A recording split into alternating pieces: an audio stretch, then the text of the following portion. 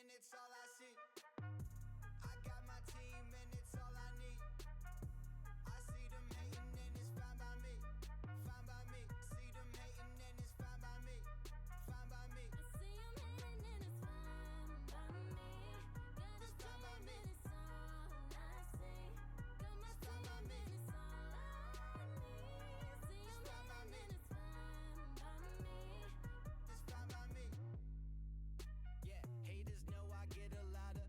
Wait, Hold up. shit, Haters know I got a lot of. Wait. Hold up. shit. Haters mad cause they get nada. Got a lot of dollars, look like I just hit the lotto. Rich, pop my collar, looking like a baller. Take shots like revolver, but the stroke so Arnold Palmer. Don't tell me act right, I be in my bag like I be in the fast life. Blow money I like got a a dream bagpipe. and it's all I see. I got my team and it's all I need. I see them hating and it's fine by me. Fine by me. See them hating and it's fine by me. Fine by me. I see them hating and it's fine by me. Got a team and it's all I see. Got my team and it's all I need. See them hating and it's fine by me. It's fine by me.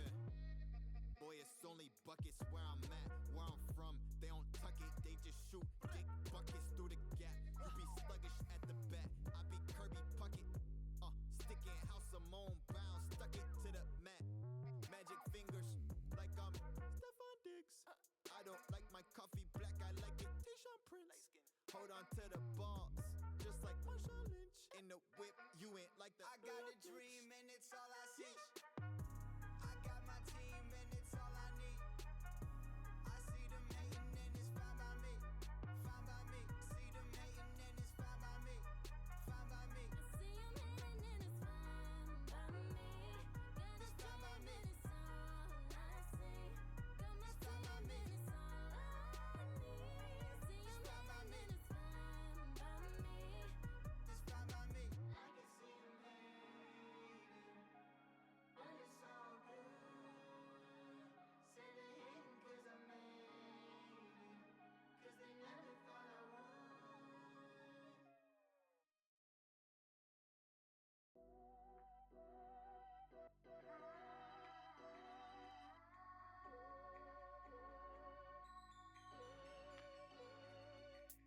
I always knew I'd do it different since the day I started. When I was spitting all my lyrics, all I know is heartache. I need a medic who can feel so empathetic when I'm calling 9099. My list of fucking problems. Take out those zeros cause I'm powered by a nine. And my favorite color's Nero, but I'm looking for a star who can shine away the pain that is coming up with this age. As I look back and I say, where did it go? Why did I waste it? I grew up listening to music from 10 different genres. It never stopped me going crazy when the volume's up. And I always wanna be somebody who can tell his father I made it pops and I promise I'll look after mother. I'm making money but my money isn't back. And I'm always wondering if it will ever be everlasting. I'm always thinking about the issues of my past. Now my faith is on the edge, somebody go and call the pastor. I gave it weekends cause I need to take a chance. Now I'm working all the time on my music, I gotta act big. If I don't make it then I pray my boy will smash this. I'm looking up for angels cause I want the wings to catch him. And in my past there's a version I barely know, who never thought he falls from the all-time low. But it's not his fault, oh no, it's not his fault. Cause he's putting in his life but his name, it didn't go. And if I grow old, moving from my friend zone, call me back home, I don't wanna let go. If I lose hope, grab me by the damn throat, shout my name and tell me let the worry go. Cause all I wanna do is cut loose, but I don't even know what's going on. Cause all I wanna do is push through, but I don't even know if I'm coming home. Cause all I wanna do is cut loose, but I don't even know what's going on. Cause all I wanna do is push through, but I don't even know if I'm coming home. I know you probably heard the story from the different shows of all the singers, rappers, failures who just wanna pose. I'm not saying that my story is the only told. I'm just saying this is how I vent my hollow bones. I'm trying to think, but my words, they just keep overflowing. If you saw me, then you'd say that my vibe was glowing. If you knew me, then you'd say I'd have a smile. But all the while, for my time, a secret that I'm hiding. I'm always feeling like I'm battling Leviathans. I'm hitting and I'm slashing, but they're coming back inside my head. I'm up all night, too scared of bed. I'm wasting time and then I'm dead. And all that's left is words unsaid, or better yet, a demo track. Cause all I wanna do is cut, but I don't even know what's going on. Cause all I wanna do is push through,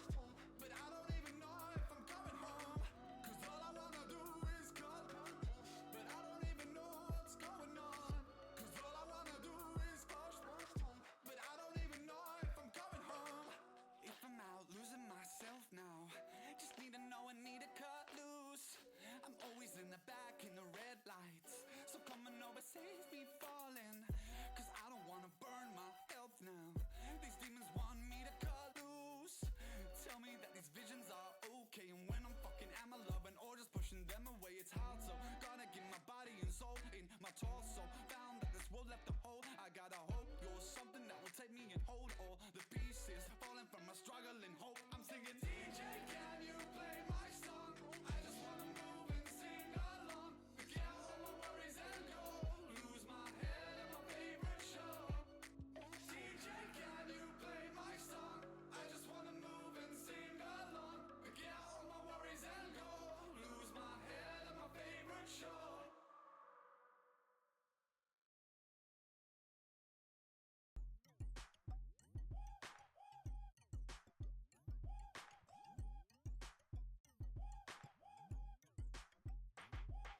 If you ain't got a man, what you doing right now? Never seen a man, I'ma show you now. Never met the man that could hold you down till now. And I can understand if you don't know how. Love is kinda scary when you're broken down. Girl, I'ma be the one to turn it all around. Baby, I swear I won't hurt you. So take my hand, let's go. Let everybody know you got a good man. I'll never desert you.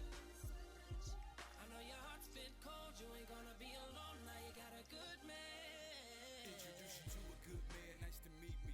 Tongue hang out, young 2-3 Geechee. Calling me a dog, but that's a nigga nature.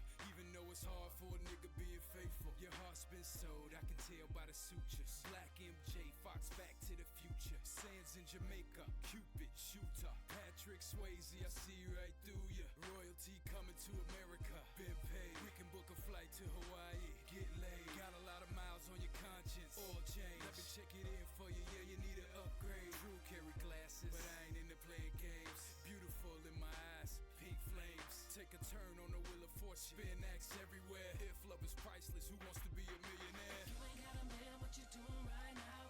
Never seen a man, I'ma show you now. Never met the man that could hold you down till now. And I can understand if you don't know how. Love is kinda scary when you're broken down. Girl, I'ma be the one to turn it all around. Baby, I swear I won't hurt you. So take my hand, let's go. Let everybody know you got a good man. I'll never desert you. I know your heart's been cold, you ain't gonna be alone. Now you got a good man. Let's take a ride on my carpet, Aladdin. Love without a color, hi-hats, Charlie Chaplin. Black leather bomber, Tuskegee Air. Take one for the team, they ain't even in my bracket. I'm so fly. When your man is a maggot, gotta say bye. It was fun while it lasted. High up in the mountains, fever, cabins. Us one countdown, spaceship blasted. Young boy Brando, desire in the streetcar. Champagne taste name, party like a rock star. Ashy the classic, let me put you in place. Got a little money, but the bill got a big face. Leaving, I'm lovesick, fill the prescription. See a better picture, high definition. Yeah, I'm the man on the horse on your polo, cruising out of this world, UFO. You ain't got a man, what you doing right now? Never seen a man, I'ma show you now. Never met the man that could hold you down till now. And I can understand if you don't know how. Love is kinda scary when you're broken down. Girl, I'ma be the one to turn it all around. Baby, I swear I won't hurt you. So take my hand, let's go. Let everybody know you got a good man.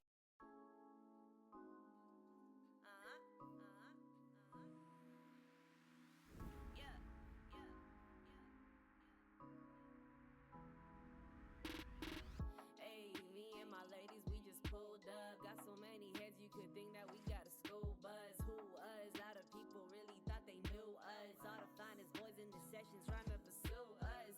Yeah, but getting with me, boo, is difficult. Nah, I ain't your average chick. Nah, I ain't so typical. You buying me a drink, you gotta add what all my ladies want. After that, we all go for a cruise in that Mercedes line. Said we can pop bottles with the top down, hot down, and we got what all these fellas want now. Hot sounds coming out the window and it drops down. Houses filled with queens, and you know that's why they all rock down. Said I just wanna have a good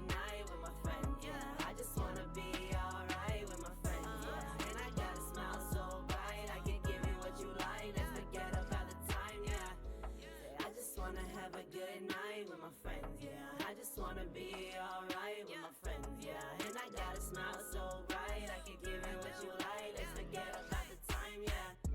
You ever met a bad chick with her money up? Don't you take advantage of the beauty that's in front of ya? Dancing so much, I gotta fix my cutest skirt. And you know he pouring up, cause I'm calling in to work. Don't ask me if I'm ready to leave, oh no, no. I must have misplaced my car keys, yeah. Cause I got on the cutest shoes, so please don't make me choose. I don't want this night to end, I'm with my friends, yeah. I just wanna have a good night with my friends, yeah. I just wanna be alright with my friends, yeah. And I got a smile so bright, I can give you what you like. Let's forget about the time, yeah. I just wanna have a good night with my friends, yeah. I just wanna be alright with my friends, yeah. And I got a smile so bright, I can give you what you like. Let's forget about the time, yeah.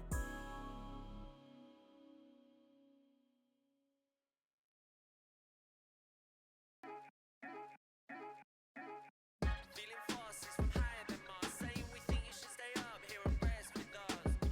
Feeling forces from higher than Mars, saying we think you should stay up here and rest with us. I got 1,000 things that I could pay, but I think I'll get the cash out. I think I'll run away, leave 1,000 things that I just couldn't say. Think I'm better off on another world away. I got 1,000 things that I could pay, but I think I'll get the cash out. I think I'll run away, leave 1,000 things that I just couldn't say. Think I'm better off on another world away. I think the doors are closing, I think I'll leave with no trace. I think I'm better in the moment, though I'm up in yesterday. When next year flash approaching, I'll be miles away. Above the ocean, you notice now I'm setting the pace. And I've been busy building my ship to the stars, and hope it's gonna take up at least reach Mars. Hope I make some friends with the gods, cause we managed to meet up. And I hope they leave me in charge. Feeling forces from higher than Mars, saying we think you should stay up here and rest with us. Feeling forces from higher than Mars, saying we think you should stay up here and rest with us. I got 1,000 things that I could pay, but I think I'll get the cash out. I think I'll run away, leave 1,000 things that I just couldn't say. Think I'm better off on another world away. I got 1,000 things that I could pay, but I think I'll get the cash out. I think I'll run away, leave 1,000 things that I just couldn't say. Think I'm better off on another world away. I got so many traits, classes, bad habits, and they're talking to me. I think I really could be magic, a sigh of relief. No, we crash in. Half the world still asleep, doubting what's happening. We're not Houdini, so escaping ain't an easy feat. I built my rocket ship, I'm gonna fly like honey and sea. From the apocalypse, it's written up in hieroglyphs, and I've been working on this spaceship ever since. Feeling forces from higher than Mars, saying we think you should stay up here and rest with us. Feeling forces from higher than Mars, saying we think you should stay up here and rest with us. I got 1,000 things that I could pay, but I think I'll get the cash out. I think I'll run away, leave 1,000 things that I just couldn't say. Think I'm better off on another world away. I got 1,000 things that I could pay, but I think I'll get the cash out. I think I'll run away, leave 1,000 things that I just couldn't say. Think I'm better off on another world away. I got 1,000 things that I could pay, but I think I'll get the cash out. I think I'll run away, leave 1,000 things that I just couldn't say. Think I'm better off on another world away.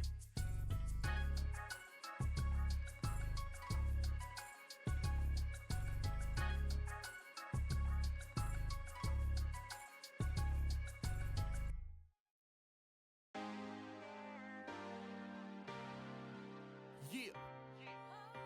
It's that takeoff right here, man. Aviator 101s. You know what I mean? Flight school, son. What up, O? What up, Black? What up, P? Yeah. Yeah. Let's talk about the sky, how I take flight, especially when I used to be afraid of the heights. The clouds gave me freedom, wisdom, it gave me sight. I pop like red and vodka, but swagger like overright. My plane's off the ground, tell the city good night. I'm headed to the next one, I put it down like I never knew the ground. I'm never coming low, walking on Mars, smoking on the... Where do airplanes go when they old? When I'm no longer fly, that's the place that I wanna go. For now, I just coast, way above the game. Can't a single come and clip my wings. Carolina Black, Fran P, Big O. About to take this to wherever we wanna go. As for me personally, my eyes on the top. Already told you to save me a spot. Now watch me, watch me, watch me. Watch me take flight, not out of sight, reaching new heights.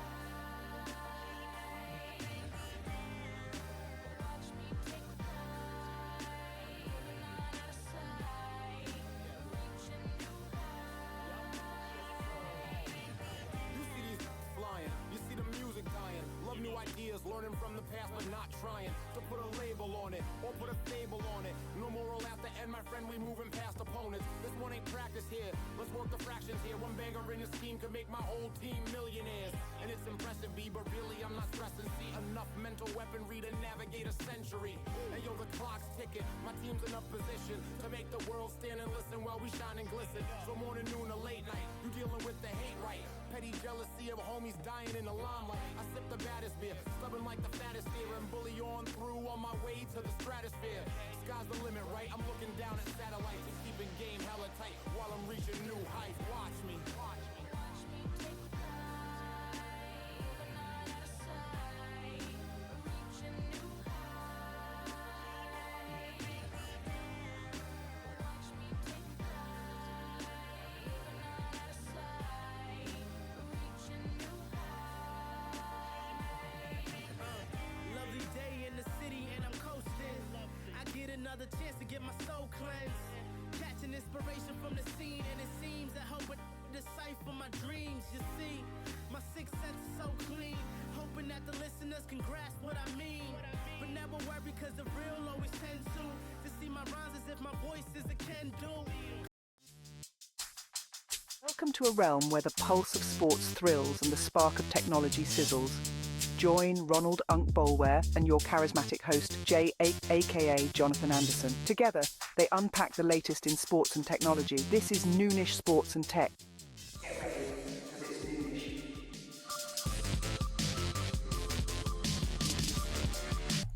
Yes, sir. Yes, sir. Yes, sir. What's going down? It is your boy, J.A., a.k.a. Jonathan Anderson, and this is Noonish Sports and Tech, man. Unc is on the way. Don't you worry. He handling some business. Some people got him backed up, bad business. Unc, good business. They bad business, but Unc, good business, though. You know what I'm saying? But we got a very exciting show ready for you today, man. So many great topics to talk about, and we're going to get to them. But you know how we like to start this thing off. What up, Unc? Hold on, I'm gonna go and introduce you first, before we get CY in the building. Okay, Okay. Oh man, I made it to where you could wrench around and wrench it off. Those are the rest. Yeah, I'll give you this killer. If you didn't know, man, now you know this is Unc in the building, man. Hey, should we call him out? Should we call him out live? Or you want to handle that online? Oh no, we'll talk about it. I'm talking about calling them people out. This got you backed up and running around right now. Oh yeah, Genesis. Yeah, Genesis. They got the concierge service where they're supposed to come pick the car up and do the oil change. Get them. And they just saying Genesis of Irving. Let me be specific. Get them. Genesis of Irving. Y'all step your game up. Y'all doing bad business, man. Doing bad business. Bad business, man. Got it backed up on the show. You know what I'm saying? Yeah, but you ain't gonna stop the show. Nah. The show must go on. Nah. No, one monkey don't stop no show. Yes, sir. And if you didn't know, now you know. Now you know. This is Ron Boleware, mom. Yes, sir. Co-host of the yes, sir. Yes, sir. most world-renowned Noonish Sports and Tech, man. Yeah, man. So we about to go on and get to this, man. You know how we start this thing. First lady of F1, Miss CY. What's going down, girl? Morning, boys. Afternoon, boys. Afternoon-ish. Afternoonish. Yeah. Good noonish to ya. Put that ish on there. Put that ish. Gotta put that ish on there. What's going down, Miss CY? How you been? Not too much. I'm good. Better than Unc over there putting what is it? Genesis of Grapevine? Is that what you said? Irving? No, Genesis of Irving, man. Yeah. Irving. Put him right on last. And then, get a Yelp review ready. And I ain't trying to put my business out there, but me and my wife, she got a Genesis SUV and I got the Genesis car. Yeah. And last time they supposed to do the valet to come get your car. Mm-hmm. But they were so backed up, blah, blah, blah, blah, blah. Okay, so we took the car. That ain't my problem. Mm-hmm. That's y'all problem. And then we told them specific things to do, like we need washer fluid in the car. Yeah. He wrote it down. Yeah. Then when they bring the car back, no washer fluid. Yeah. Yikes. So Genesis of Irving, y'all giving Genesis a bad name. Yeah, man. Yeah, so man. Get your stuff together because Unc will call the corporate office on you, and he just and the only reason he hadn't so far, he just ain't had time. As soon as I get time, I drop a dime on these people, and that's the only way to get them straightened out. Hey, your nephew gonna give a Yelp review, Google review. You know what I'm saying? Ain't even got a Genesis. Oh yeah. Don't make me fire up the reviews. I'll write a review real quick. You know, thank you, CY. Getting my uncle fired up like that, man. Yeah. Hey, don't mess around, wrench around, boy, I'll get wrenched off. But how you doing, First Lady F1 for the moment? NHL here in another moment. How you doing, I'm CY? the first lady of many sports. Absolutely. You're just the first lady, period. Yeah, period. Period. Don't gas me up, don't gas me up. No, you're right though. You're so right. I am the first lady of all things, actually. Yes, you are. Yes, you are. No, I'm good. I actually have some really exciting news today. I kept thinking like F1 was going to be kind of quiet. They're taking a break.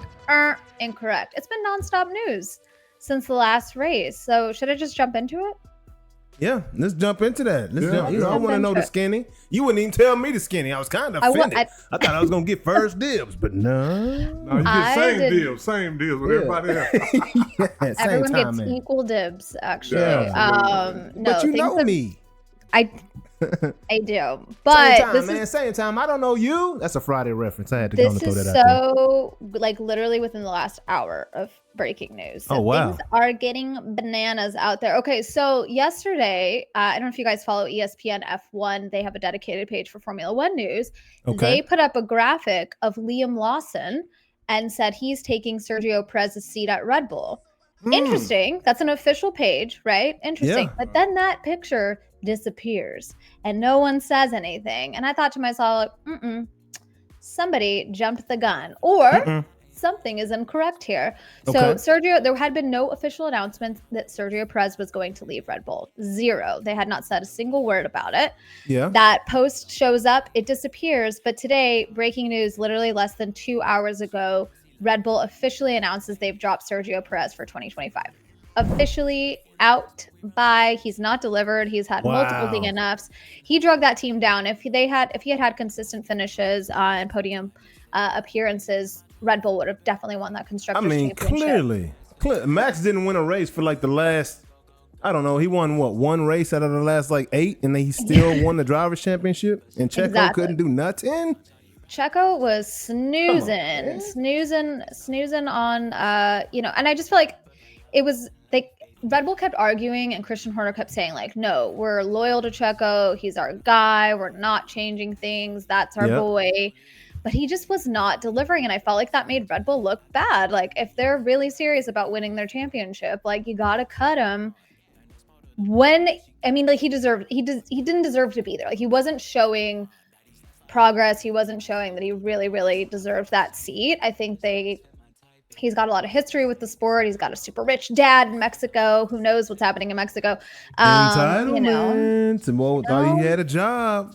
Well, you better perform. Yep. And so Sergio is out officially. Now, the big question that is on everybody's mind is, what's the ripple effect of this? Who's going to take the seat? Now, do you remember our little friend, Yuki Tsunoda? He's an RB driver. I call him Spooky Tsunoda because he's got an attitude. Okay. He's got a fierce attitude, a meow attitude, if you will. And so we've got Yuki, and then we've got Liam Lawson fighting for this Red Bull seat.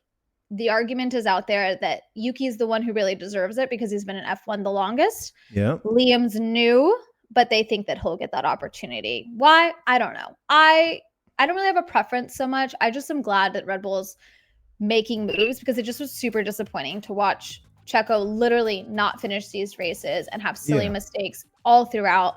Max is having to carry the whole team on his back. And not that I'm not a massive Red Bull fan, but if my teammate was hanging out in the background all day and not showing up, I would be frustrated. So absolutely. And where's this Liam character from? Liam, I think he's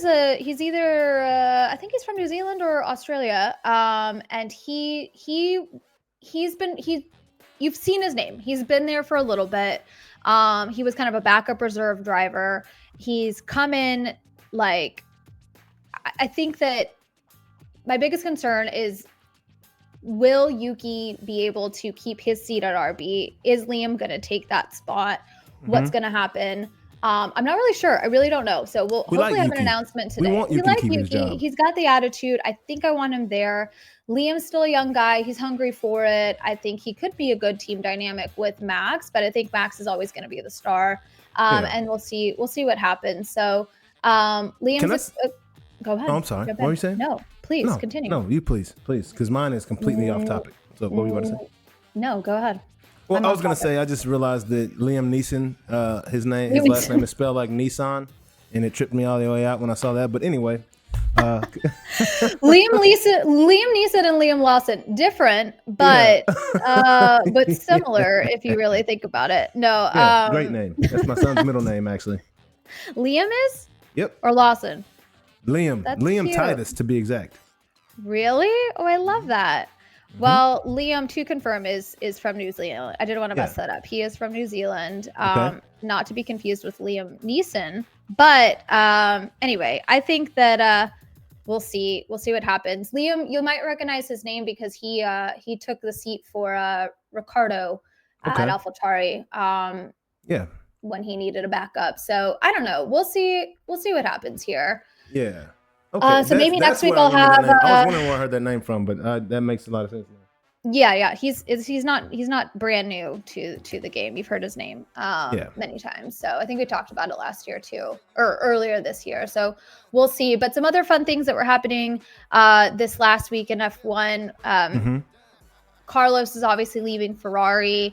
He got to drive with his dad, who's a well-known driver as well, Carlos Sainz Sr. and Carlos Sainz Jr. got to drive Ferraris together kind of as this like last goodbye. One thing I really loved is that Charles Leclerc, his teammate, was there to cheer him on. So that was fun to see.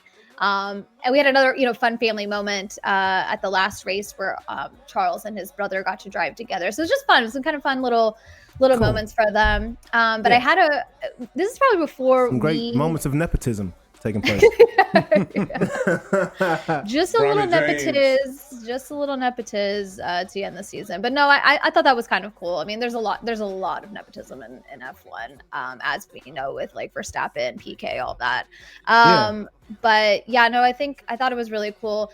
But I did want to bring up something that I thought was funny. This might have been before my time with you guys, but this isn't the first time there's been kind of a PR oops moment with announcing new drivers. There was a moment there when Oscar Piastri was actually he wasn't decided to sign with he hadn't announced it yet. He wasn't officially a McLaren papaya boy yet. There was still some TBDs. While Alpine, the other team, another Formula One team, put out a press release, someone got fired that day. Someone's fired. Wow. They put out an official press release across all channels announcing that they had signed Oscar Piastri. And Oscar puts out a tweet shortly after, was like, without my approval, and to my understanding, Alpine has gone out and said that I've joined the team when I, in fact, have not joined the team. Well, that's a tactic. That's like they've done that in the NFL before. Remember the Dallas Cowboys did that to Randy Gregory. And he was like, no, matter of fact, I'm going to go sign with the 49ers. Wait, what's the strategy? Like, what would the strategy be? You put the P to try to force him into that spot, into that agreement, It's like, the talks are going well. Let's go ahead and put it out there. It'll be fine. Oh, I see. From the group that announced it, you're saying like they're exactly okay. We'll nudge them into it. I think that's I know from a PR view, like that shit is terrifying. I would be so afraid to bank on that and then have to backtrack. And that's why I was so curious about the announcement that went out about Sergio, or I guess Liam signing. My thinking is that.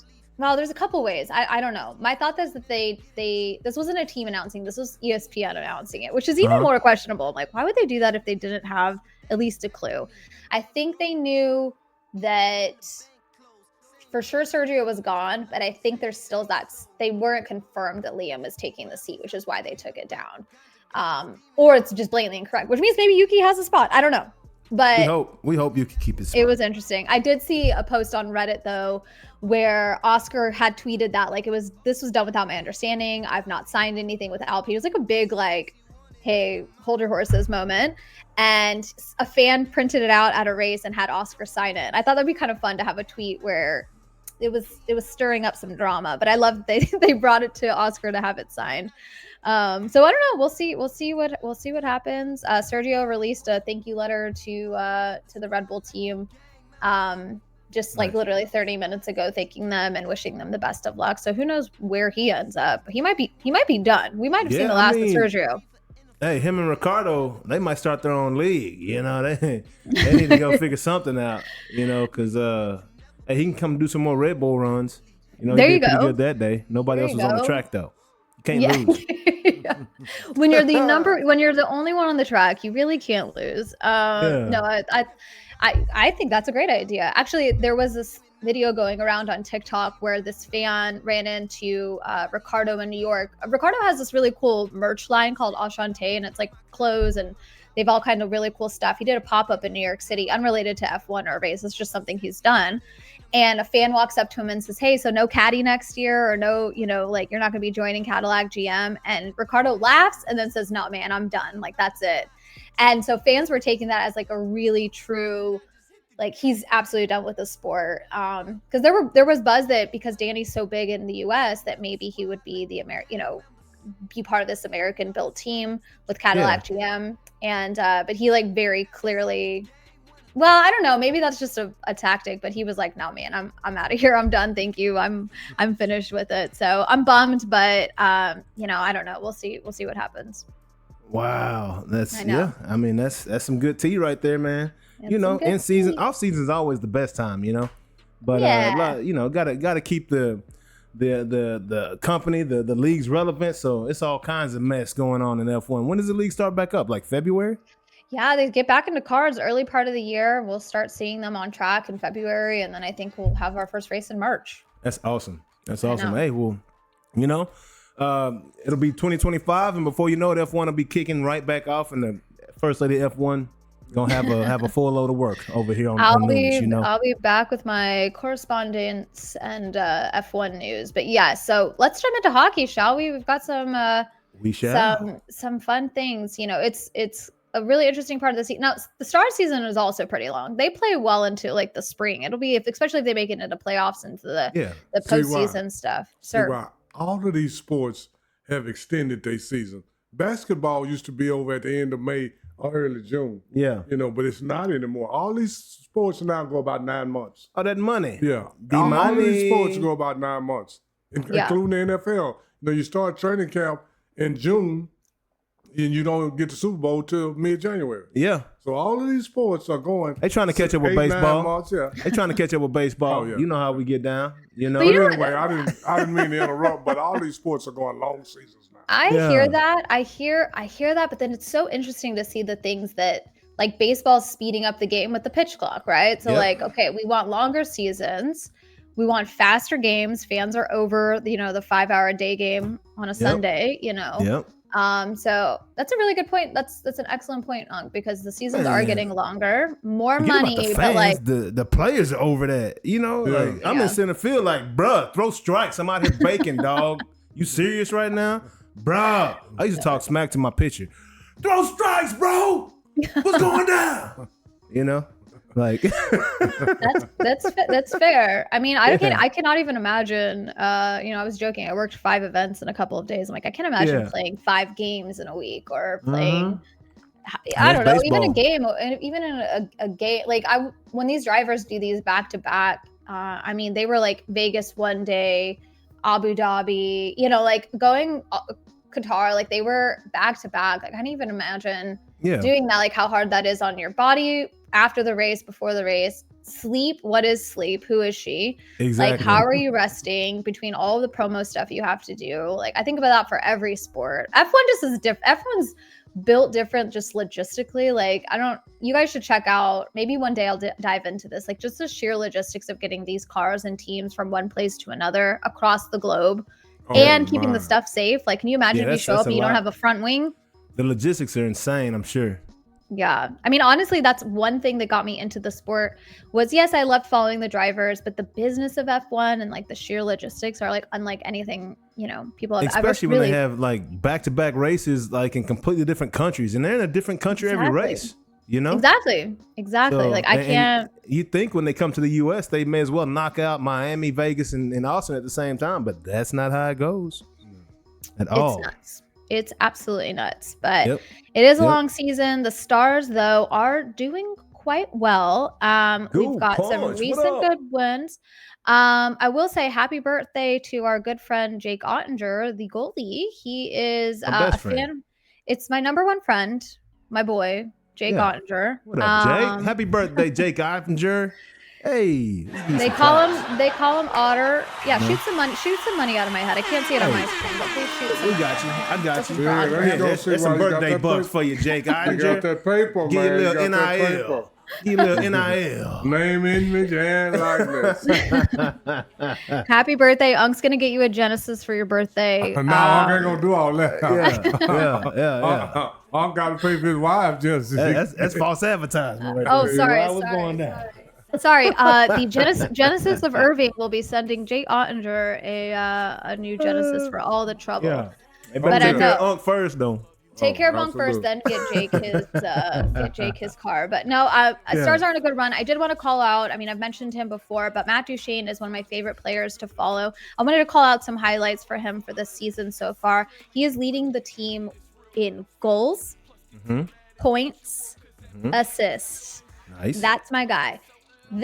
Okay, he's like a mature player, but one thing I really love about him is he's getting the young guys hooked in. He's great with the fans. He's amazing on social media. To me, he's a star of stars. Like, he is not necessarily replacing the Jamie Benns and the Sakers, but people are familiar with him. Those are the vets. Yep. Duchene's relatively new to Dallas, but he's a great player and he's proving it on the ice. So I have been really excited to follow him. So if you guys are like, I don't know what to follow, I don't watch the Stars, Duchene is fun. He also reshared some really fun content we did with him on the photo booth, featuring a Morgan Wallen song. And I thought that was really cool.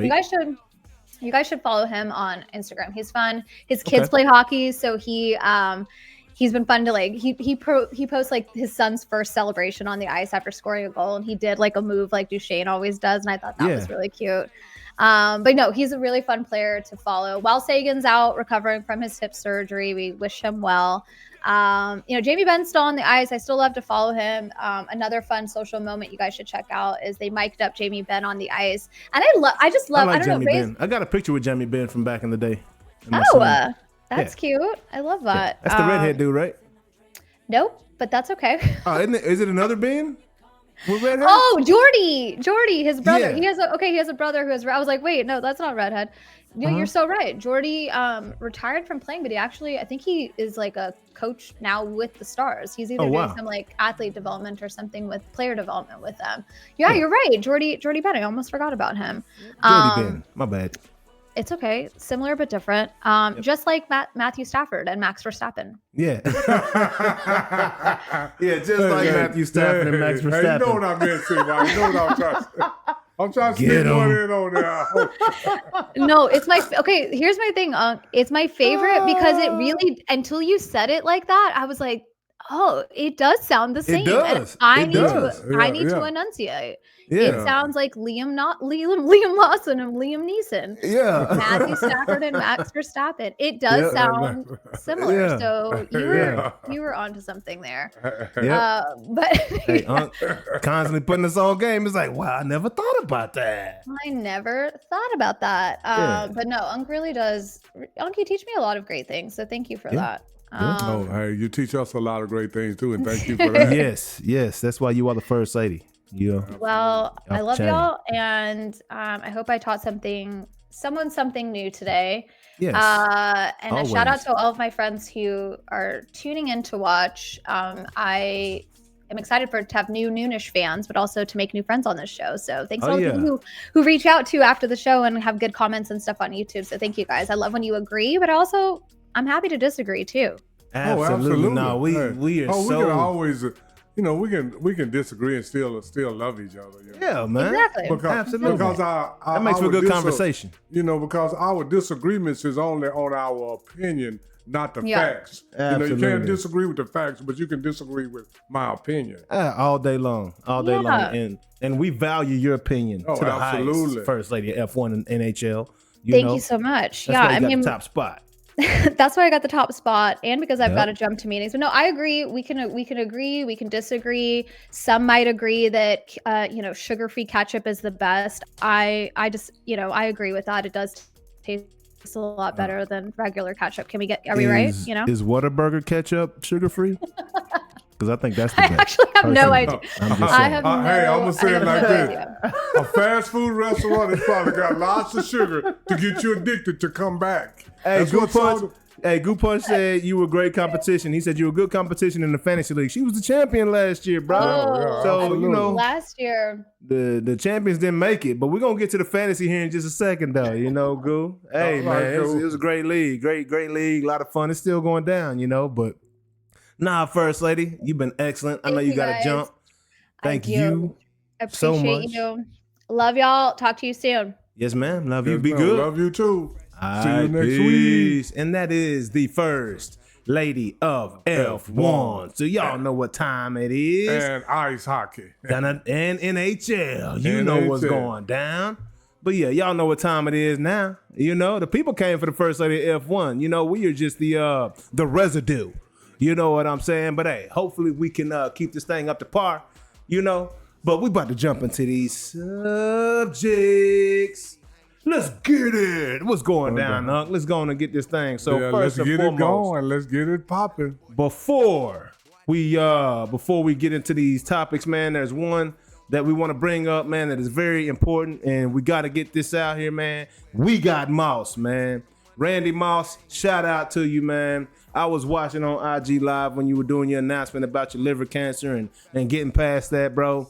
Your time away from ESPN, man. We missing you, bro. Just come back strong, come back healthy, bro. Until then, we got you, big dog. Randy Moss is that dude, dog. Oh, yeah. I mean, no, I had been hearing, like, one time they said that somebody said, because his eyes was yellow. Yeah. And I thought the same thing. I said, man, that could be, but then somebody said it wasn't. But anyway, Both all thought he was that's on that irrelevant, chronic. man. We wish you the best, Randy. We praying for you. Yeah. And get well, man. And hope you bounce all the way back, not Yes, part of sir. the way. Yes, sir. We cheering for your recovery, Oh, baby. yeah, absolutely. We cheering for your recovery, big dog. Let me make sure I hit the right button on that. I think I hit the laughing in there. There's no laughing matter about this at all, man. We down for you, Randy Moss. Straight up.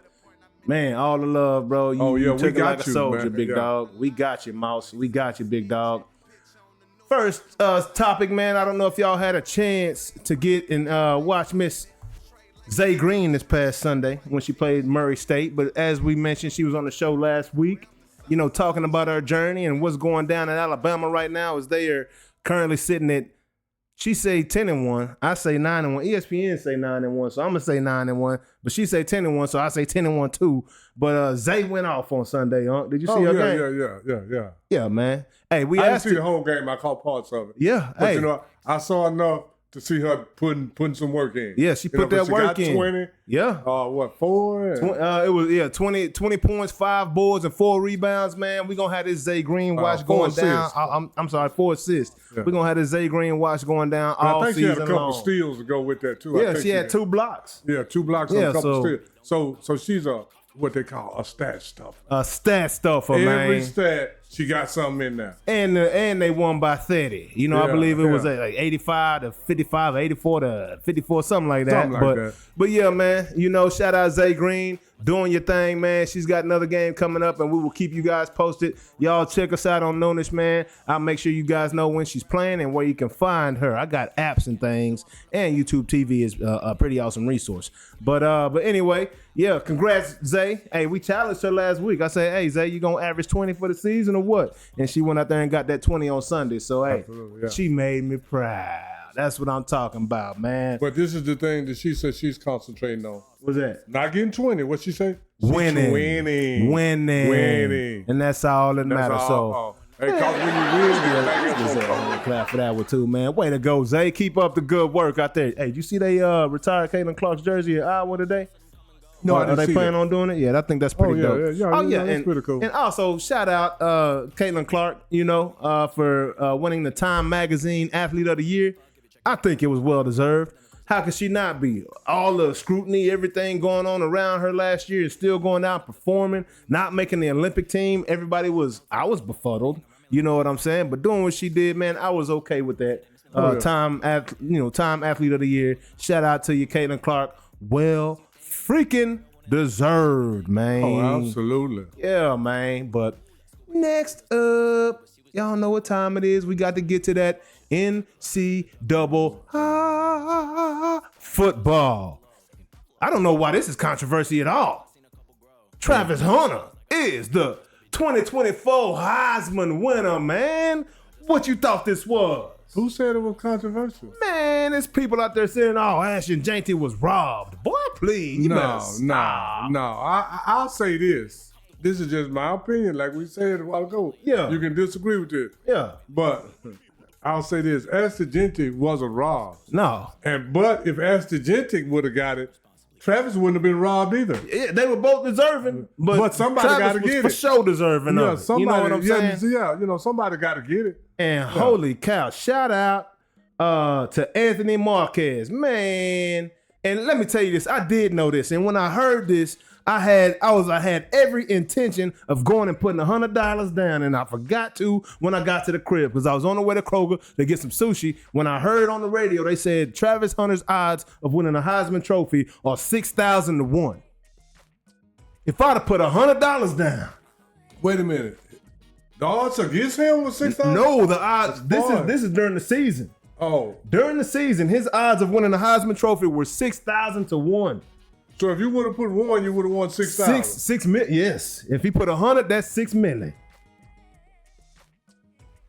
If I'm doing my math correctly. No. I wouldn't have. I didn't know that. Yeah. That's what he won. And he won that. They say what? Warren Sapp put down $1,000 on that bet. 6,000 to 1. You put down 1,000. I believe that's 60 million, ain't it? If I'm doing my math correctly, somebody tell me if I'm doing my math wrong. All you gotta do is put the zeros on it. Yeah. Cause 6,000, 1 zero, that's 600,000. I mean that's 60,000. Yep. 2 zeros, 600,000. Yep. Another zero is 6 million. 6 million. So it's been 6 million? Yeah. Okay. Well, Warren got 6 million off that deal. That's insane. For $1,000? $1,000? For $1,000. Oh yeah, that's 6 million. I mean, cause you add the 3 zeros to the 1,000. Yeah. I mean to the 6,000. So 6,000 plus 1 zero, 60,000. Yep. Plus another zero, 600,000. Yep. And another zero, 6 million. Yeah. For $1,000. For $1,000, man. I was gonna put down 100. I didn't even know that. I would have put 5. Man. I would have put 5 on it. Yeah. I mean, just get 35. I was like, man, this is an easy. I thought that was a hell of a odds right there. Like that's crazy, man. That just shows you the hate and all that going toward them. They was like, absolutely. Oh no, he can't win. And pretty much they were saying it's impossible for him to win. Yeah.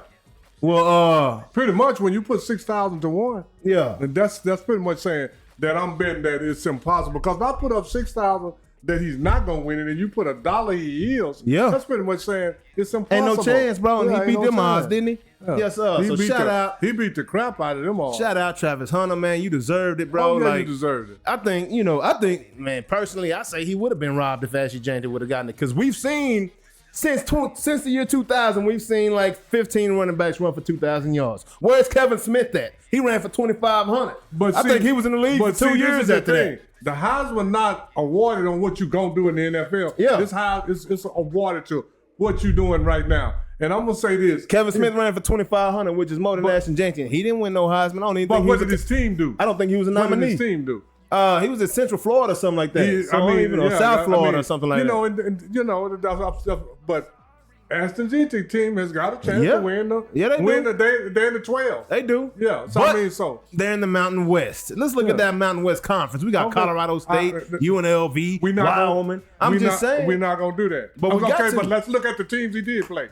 He played the number 1 team. They weren't number 1 at the time, huh? But they became number 1, so they was number 1 then. But we just didn't know it. It's the same team. They barely beat Idaho the week before. So they was figuring it out. They was figuring it out when they played. But he put up 175 on them, right? Yeah, 192 or something, I think. I think it was 170. Well, anyway. Yeah. Okay. And then UNLV was the number 20 team when he played them. He put 220 on them. Yeah. So let's not discredit I'm not discrediting his ability. But when you start saying, he didn't play nobody, we can go through the Big 12 too. Well, some of them teams wasn't that good either. But if that's the case, what's the purpose of having a strength of schedule? They don't do that. That's why they try to put 15 SEC schools in the goddamn bowl game. All right. Well, if you're going on strength of schedule and they didn't play nobody, why is Boise State in there? They shouldn't even be in the top 12. You're right. If they didn't play nobody and their strength of schedule was so weak, get them out of the top 12. You're right. You can't have it both ways. You're right. You can't say you're one of the best 12 teams, but you didn't play nobody. Yeah. I'm just saying you're playing both sides of the coin. Exactly. So but that one loss was to Oregon. It was a good. They lost by 3 early in the season before Oregon had any identity or anybody knew who Oregon was going to beat. You know what I'm saying? But yet and still, asking Jancy, I'm not trying to discredit you, bro. You had an amazing season. But we've seen that before. I've seen that before, dog. Yeah. It ain't nothing new. There's been 15 guys since 2000 has run for 2,000 yards. Yeah. So, I ain't ever seen nobody do what Travis Hunter did. And I believe that's why he got it. Well, I'm going to say this. Well, Barry Sanders rushed 2,000 yards. What about him? Yeah. What about Derrick Henry? He rushed for 2,000 yards. Yeah, so it is some that did succeed on the next level. Oh, for sure. Absolutely. But it's more than that. I'm going to say this here. I'm going to say this.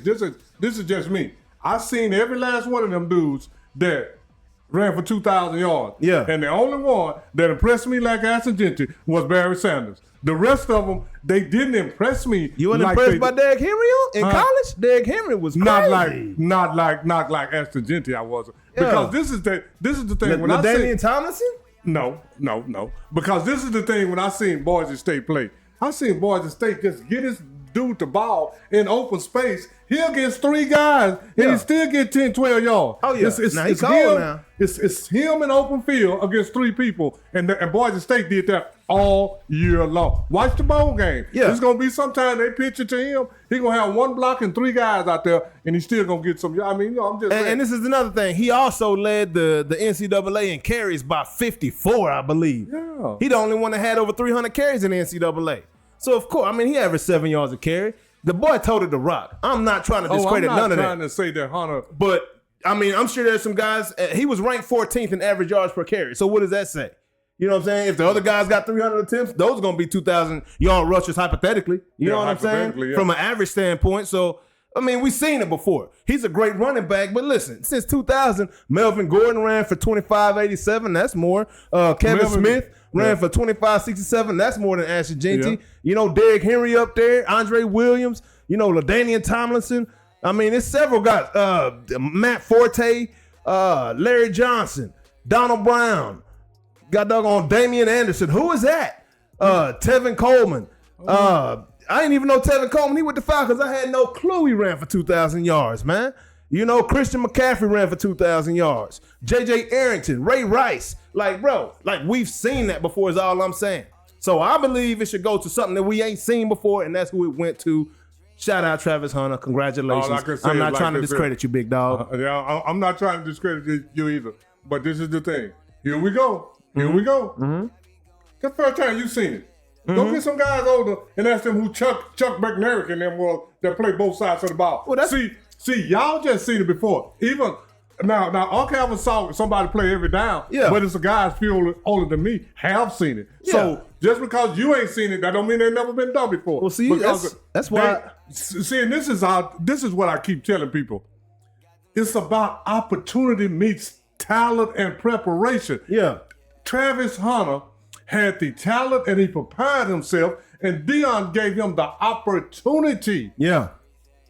That's all I'm saying. I'm not saying because for me, myself, and I sit down and we had a conversation that, look, man, out of all the humans that has ever played football, Travis Hunter is the only one that's good.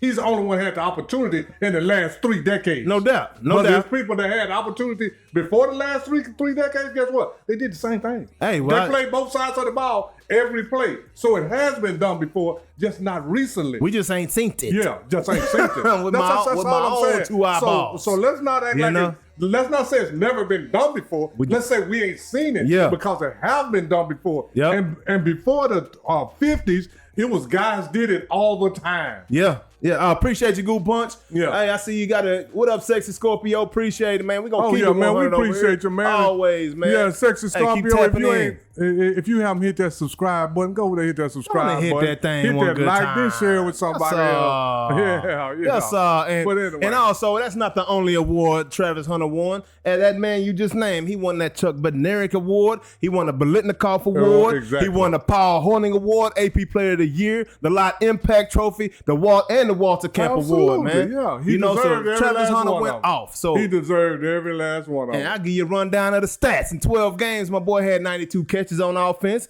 1,152 yards and 14 touchdowns, averaging 12.2 yards per catch and 96 yards a game. That ain't bad. No. And then he also led the Big 12 in receptions and TDs, and he was top 5 in the country in both categories. On the other side of the football, my boy had 32 tackles, 1 tackle for loss, 4 pass breakups, 4 interceptions, 11 pass breakups, 1 forced fumble, and 3 times he scored a touchdown and had an interception in the same game at the same damn time. You know what I'm saying? So, yeah, Travis Hunter went all the way in, man. All the way in. That's a heck of a season that I've never seen. And you know what? The final cherry on top, and this proves that, okay, hold up. Look like my camera moved a little bit, but we should, hold on. I don't know why I did all that there. Why I did that there. Let me get that back right, y'all. I don't know, we're gonna tighten it up, though. And let me make sure I got that locked in. Okay. But for the final cherry on top, we put a poll out for the Noonish Man Awards. And Travis Hunter, you got one more piece of, you ain't gonna get no hardware, we'll call this software in this digital era. Got one more piece of software coming at you, man. For the Noonish Man Award, Mr. Travis Hunter, we got the sharpest community in the world with 89% of the vote. Out of 323 votes. We could have got more votes, but we got 323, and we happy about that.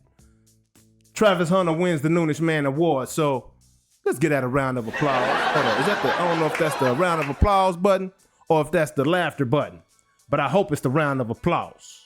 And if not, we're going to do that. But that is fire, is what I'm trying to tell you. But yeah, man, Travis Hunter won that Noonish Man Award, so congratulations to you, man. As you see, also, we had Ashton Janty up there. We also had Dylan Gabriel, right? And we had the quarterback from the SMU Mustangs. And why you say, how did Kevin make that? How did Kevin make the list? Well, you know what? That's a little bit of foreshadowing, because last time I checked, he's the #1 contender for the 2025 Heisman Award, man. Yeah, that's that SMU quarterback we've been talking about all season. We try to put y'all on game, man. I told you I own an innovative technology company, right? So I got to think ahead. I got to see ahead, what's coming in the tech space, and I try to put you on game. So, yeah, man. Y'all be looking out for that young man next year to win that Heisman Trophy, because them SMU Mustangs going to be right, and I'm telling you right now, they're going to shock the world when they play Penn State. I'm calling it right now. Put your money on SMU in that Penn State game. But Unc had to step out real quick. He coming back in the building. I just wanted Unc to see this real quick. I appreciate that, man. I apologize. Oh, you good, Unc? I'm trying to take care of a little business that supposedly have been taken care of earlier in the day, Genesis, but it didn't. Gonna call you out of game. Yeah, Genesis of gonna call you out of slacking on the job. But anyway. Dog. But yeah, as you see, Travis Hunter did win the Noonish Man Award as well. Yeah, absolutely. Right? With 89% of the vote last time I checked. Let me make sure that number is right. I don't want to be spitting out no bad numbers to you. And I can't see that far. Last time I checked. Yes, sir. Let me see. Yep, 89% of the vote. Ashton Janey got 7%. Kevin Jennings got 2% of the vote. And Dylan Gabriel received 2% of the vote. And I was letting the people know Kevin Jennings is the top contender, or whatever they call it, nominee for next year's Heisman at this point in time right now. He'll probably be gone. To win the 2025 Heisman Trophy. He'll probably be in the pros. But he's only a sophomore. I don't think he can leave yet. No, this is he's a redshirt sophomore. Yeah, he can go. Redshirt sophomore. He's been there 3 years. And I hope he don't leave. He need another year. He need another year of college. I hope he don't leave yet. Please don't go. Please don't go yet, man. Hey, he can ball. Hey, the way he running, go get your money, man. He can ball. You can play college anytime, but go get your. I'm saying like this: if you're gonna be a top 5 draft choice, or even in top 10, go pro. Are they talking about him being a top 10 pick? He should be. I mean, he should be, but I don't know, man. I mean, he's got 1 year stats. It's like Trey Lance. I think they learned a lot from Trey Lance. Just 1 year ball. No. He rushed for 1,300 last year. I thought. No, he didn't play last year. He started He wasn't the starting quarterback when this season started. He lost his first game against Clemson. That other guy was a starting quarterback last year. Who we talking about? Kevin Jennings. Kevin Jennings. I thought we were talking about Ashton Jennings. Oh, no, Ashton Jennings out of there. Kevin Jennings. Yeah. I'm talking about Kevin Jennings is up to win the Heisman Trophy next year. Okay, yeah. He need another year. No. Oh, yeah. I was about to say, I was like, man, that's premature, I'm kind of mixed up. That's what happens when you try to do two. Say, this is what I tell people about multitasking. Hey, I can't do when it. you multitask, you ain't doing nothing but messing up 2 things at the same time. And if you're multitasking on 3, you messing up 3 things. So Uncle's just proved his point. Yeah, you can't man. multitask. You got to stick to one. Yeah, hey, appreciate the Rose out there, man. Shout out to my people. What up, Twizzy? What up, Marcus Welby, man? What up, Bala? Yeah, man. Appreciate y'all tuning into the show. We hope y'all enjoying yourselves so far, thus far. We're going to keep this thing rocking, moving on. NCAA news. A lot to talk about, man. Let's start out with that Celebration Bowl. Jackson State went out there and handled that business, and they did something Deion couldn't do when he was there coaching. Won the bowl game. They won that Celebration Bowl, man. They beat South Carolina. They avenged themselves, man. And I got a guy that I want you all to go and take a look at. Put him on your notepad. Go watch his highlight tape, man. The boy looked just like Devin Hester, the second coming of Devin Hester. My guy's name is Travis Terrell Jr. Right now for Jackson State. Go look at his highlight tape, man. Hey, this game should have been worse than it was. They called 2 touchdowns back in the first half against Jackson State. Ooh. 2 of them. One of them was one of his kick returns. And I'm talking about that boy saw that gap and hit that gap with them high knees, just like Devin Hester, man. Oh, hey. And I'm talking about, you know how Devin had them jerky cuts? It's like he going this way and then jerk. Like it's a different type of cut with Devin Hester. And that young man looked just like him. Go check him out, man. And shout out to Travis Hunter's little brother. After that ceremony, he already got his first 2 offers, but we know he's going to Colorado. Why are we even wasting our time? You know what I'm saying? I'm just saying. If Deion's still there, he'll go. Yeah, if Deion's still there. Then if Deion's somewhere else, he probably going there. Yeah, I believe Deion will be there. I can't see Deion leaving Colorado, but yep. Also, Belichick, last show we were talking about the potential of Belichick signing. I edited our clip to make it seem as if he had already signed, but he officially signed right after the show last week. Yeah, last week. Sure did. He signed last Wednesday. Yeah, officially signed right after the show last Wednesday. So shout out to Bill Belichick. What you think he's going to do out there in North Carolina, huh? I think he's going to do all right. Oh, yeah, I think he's going to do all right because if he can get some decent kids, he's a great coach. But, like I say, this is just my opinion. I'm not sure. You can't hardly tell when these guys go from pros to college to pros. It's kind of hard transition. So I'm not sure, but I'm saying that no matter what Bill Belichick do in North Carolina, Bill Belichick is a good coach, man. Oh yeah, no doubt. And Bill Belichick got the formula, and I think he's gonna go out there and find kids that fit his formula on that defensive side of the football. Oh yeah. I think he's gonna go and get him a graduate senior. I think. And this is just off top. I haven't heard any rumors. I'm just guessing that Quinn Ewers is going to end up in North Carolina, right? He's already said he wants to come back to college. Texas don't want no part of that because they got Arch Manning waiting to get his shine on, right? It's either Arch Manning or Quinn Ewers is going to end up in North Carolina with Bill Belichick. That's what I feel. That's what my gut is telling me. I mean, you know what I'm saying? Because I can't see you starting again for Texas. No, Arch Manning got that. Yeah. Arch Manning got that. I think the collaborative is going to force Arch Manning to get that. Texas is in the top 12, right? Yeah. Well, I'm going to say it like this. It all depends on, because you can't sign a Manning and have him sitting behind the quarterback for 3 years. NFL scouts are funny, man. They will sign a guy off 2-3 great games. Mm-hmm. So if Quinn Ewers go out and have 2-3 great games, he might go for he might change his mind. Yeah, but he already said he want to come back. So because he looked like trash against great competition. I think him linking up with Belichick will be a great thing for him. Oh yeah, because that Tom Brady system, I think Ewers could execute that very well. Now, more so on the defensive side of the football, we know Belichick gonna go find him some big old fat boys for that D tackle, right? He gonna find him some 6'3", 6'4", 6'5" linebackers. Oh, yeah. He gonna find him some little short 5'10" to 6 foot cornerbacks that are quick as a cat. He gonna find him a hard hitting safety or two and some ball hawks. We know what his defense gonna look like, and it's gonna be real hard to score on that man's defense. Oh yeah, absolutely, yeah. So Bill Belichick, I'm gonna say it like this: for me personally, the jury's still out. Yeah, I gotta see a little something because it could go either way. Because these young men now so finicky, they may not receive his message. Yeah, and if he don't succeed, it's I'm gonna say it like this: it's gonna be because of the young people and him have a different method. I'll say it like that. Yeah, for sure. But it's not gonna be his knowledge of football make him fail or his coaching. Absolutely not. And his X's and O's and all that. That's not gonna make him fail. Yeah, Belichick gonna be on point when it comes to them X's and O's, man. I think that's a strength by far.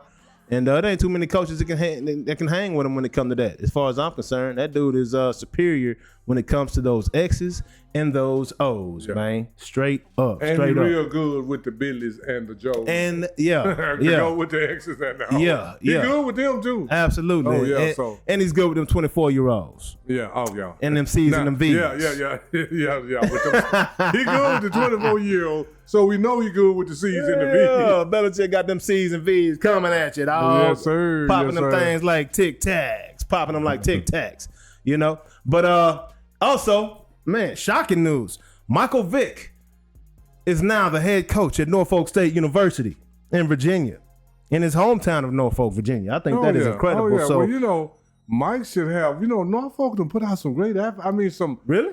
I don't know too much about Norfolk. It may not. I'm talking about the school. Let me say the Norfolk area. Yeah.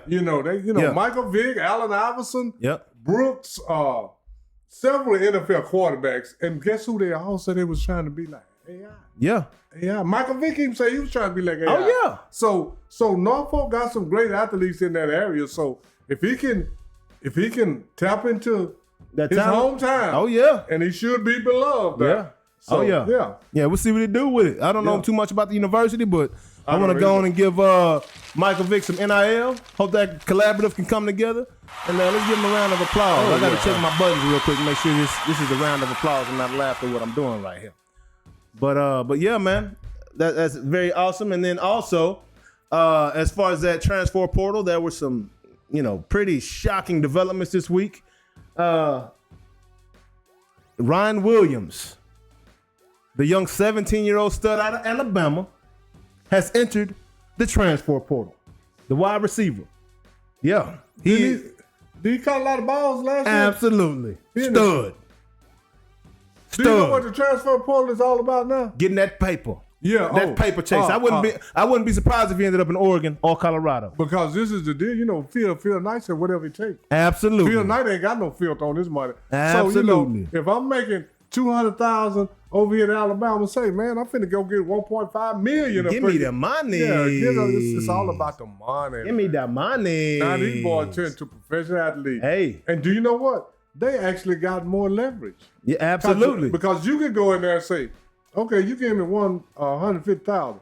I need $500,000 else I'm going to portal. Hey, and that's exactly why Nakai Hill-Green has entered the transfer portal from Colorado. Yeah, absolutely. Linebacker we've been talking about all season.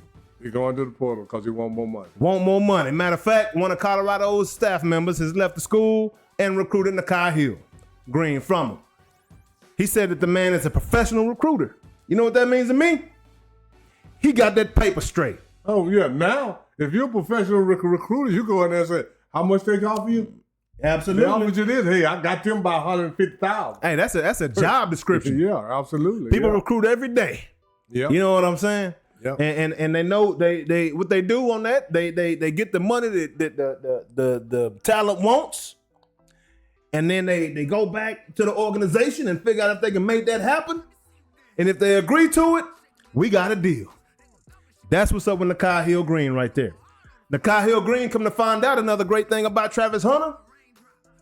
All the NIL Travis Hunter was receiving from the collective, he was paying 10 to 15 of his own teammates out of his own pocket. Travis Hunter was the top Spender for Colorado's collaborative. Insane. Yeah. That's an exceptional young man. Travis Hunter's an exceptional young man. One of Dion's sons gave somebody a Rolls Royce, didn't it? Shador gave a Maybach to Justin Seaton. Come on, man. Yeah. It's a different game now. You know? So, and this they the playing the whole thing. game right. See, and this the whole thing.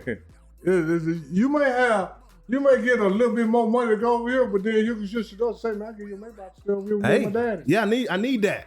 You know, so man, it's a different game. And I'm sure And this is the thing. No matter how much we know about the game, we ain't in the game. We don't know all it. It's more to it than we know. Yeah, absolutely. I mean, because I'm not involved in it. Yeah. I'm just getting the second and third hand information. Man. So it's more treacherous than we even think. Oh, absolutely. It's a lot going on. It's getting cutthroat now. And that's why Nick Saban left, right? Nick Saban, you know, if you didn't know, he owned the bank in Alabama, but when everybody else could do what he was doing, he got up out the game. Absolutely. You know what I'm saying? On the slick. When people start doing what you're doing and doing it better. And doing it better than you, when that playing field got even, Nick Saban said, I'm out. Yes, sir. I'm out. But yeah, moving on. Big weekend coming up. First weekend of the college football playoffs, man. We got some great matchups taking place, starting with the Friday night matchup. I believe is it SMU and Penn State first, or is it Notre Dame first? But they both play the same day. No, it's one Friday night game, and then we got 3 Saturday games. Oh, okay. Let me see real quick. The Friday night game is Notre Dame, I thought. Is it Notre Dame? I may have them in the order of the games. Yeah. I think that's how I did it, but I just want to be sure. So y'all bear with me real quick as I double check my schedule real quick and understand what's going down. Our scores. Let me see. Where's my schedule? Yeah. So Friday night. Y'all know what it is. Big brother taking on little brother. The Battle of Indiana. Them Hoosiers. Y'all don't want none of this, dog. I know y'all have had a great season thus far. But you know what? All good things must what? Come to an end. Come to an end. Dun, dun, dun, dun, dun, dun, dun, dun, dun, dun, dun, And I'm gonna say Indiana. Hey, man. Let's get it, Notre Dame. Yeah. What's good? Yeah, man. What you about to say? You know, Notre Dame, Indiana gonna always be Notre Dame little brother. Oh, yeah, but why you say that? Why I say that? You talking about on that football field or just period? Just on the football field. Absolutely. I mean, this ain't basketball. This ain't basketball, man. Now if it was basketball, Indiana have a fighting chance, but this is football. I've always been Notre Dame's little brother. Timothy Taylor, we talking about college football playoffs, big dog. Yeah, that always been Notre Dame's little brother. Yeah. Indiana going same state. Yeah. And Notre Dame is it's gonna be like that. Notre Dame is just Notre Dame, and that's all I got. And we raw this year. And I'm looking forward to everybody seeing what I've been seeing all year. That great defense. And boy, them boys will not stop them running backs. Right? Oh no, they got some DNA at running back. Jeremiah Love is a dog. Aeneas Williams Jr. is the third running back, is what I'm trying to tell you. And he can choke that rock. And he can go. Yeah. But he's the third. Jeremiah Love, he's also a Heisman contender next year. Right? In the top 5. So be on the lookout, man. I'll be tuning into this watch party because I'm gonna have a Notre Dame watch party. I'm gonna be jerseyed up, ready to play. I might throw a helmet on. You know what I'm saying? It's going down. It's going down. And then we got that Penn State. Saturday we got a triple header. We got SMU versus Penn State. Who you got in that one? I got SMU, man. I'm riding with them.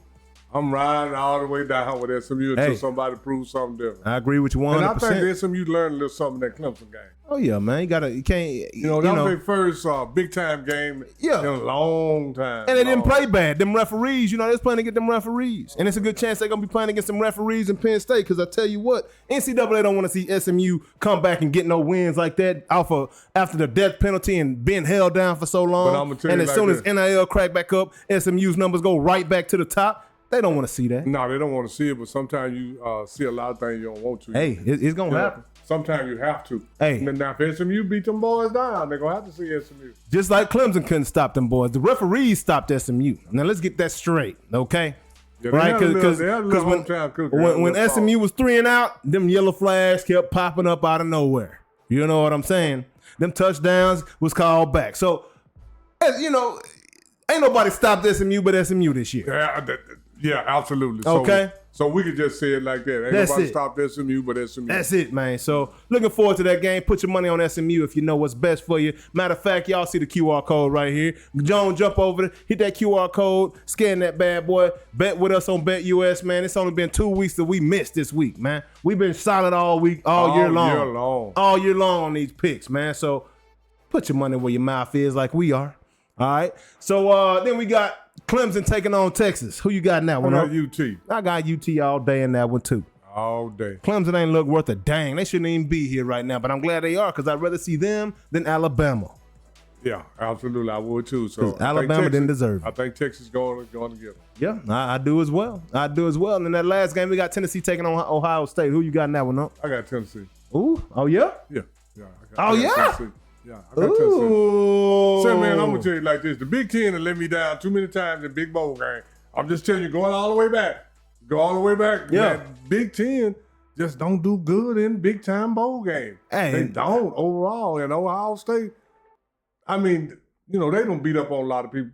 You know, they beat up on their little brother, Michigan. Yeah, they do. Not this year they didn't. Yeah, this year they didn't, but then look what Michigan turned around and did. Yeah. But anyway, I just think Tennessee is overall better team. And then I got a little homeboy on Yeah, that. I know why I got that Jay McCoy watch. Yeah. And I'm just saying that. And I think Tennessee is an overall better team also. Hey, man, you know, if it wasn't for the Jay McCoy watch, I would pick Ohio State. But because we got family on Tennessee, I'm rocking with Unc on Tennessee. But my money going on Ohio State on that one, just FYI. You know what I'm saying? But I'm going with Tennessee. You know what I'm saying? I want to see. I think Tennessee played a way tougher schedule than Ohio State. Yeah, Tennessee got a good squad. I just didn't like the way they looked against Georgia. I did not like the way they looked against Georgia. I think that Georgia can make you look like that. That's same way like Texas looked horrible the first time. When they played them again. Not so much. I'm going to say it like this. Texas really should have won that game. They should have won that game. Won that second game. Absolutely, they should have won that game. So, you know, Georgia is, I mean, you know. Stiff competition. Yeah, Georgia is stiff competition. Like I say, Ohio State now. Yeah. I know. They let their little brother beat them up, so. Yeah. Hey, it happens. Yeah. Sometimes it happens. But anyway, I got Tennessee. Right on. Well, those are our college football playoff picks for the weekend, man. Y'all tune in. Got great games coming, like we say, starting out Friday night with Notre Dame. And then we got a triple header Saturday, man. I'm going to be locked in on all of them. Be watching for the watch party. Yep. Hey, we had another poll for the people, right? The best bowl names, man. You know, best bowl names, man. We let the people vote on this. I know what I think is the best name, but we like to be interactive with the experiences. You know what I'm saying? And so the bowl names that we're discussing this week that we brought into consideration, considering we can only have 4 bowls or 4 names in the poll. Starting off with the Pop-Tart Bowl. Next up, we got the Snoop Dogg Arizona Bowl. Then we have the Fenway Wasabi Bowl. Or is it the Wasabi Fenway Bowl? And last but not least, this ain't a cereal bowl, but it is the Tony the Tiger Sun Bowl, right? And let me see what the people said, man. Let me see what the people said. Let me see what you said in the vote.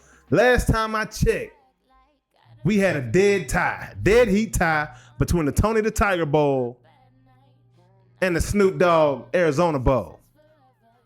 But let me open this thing up one more time, man. You know, I love this live show because we get live interaction, live things taking place, right?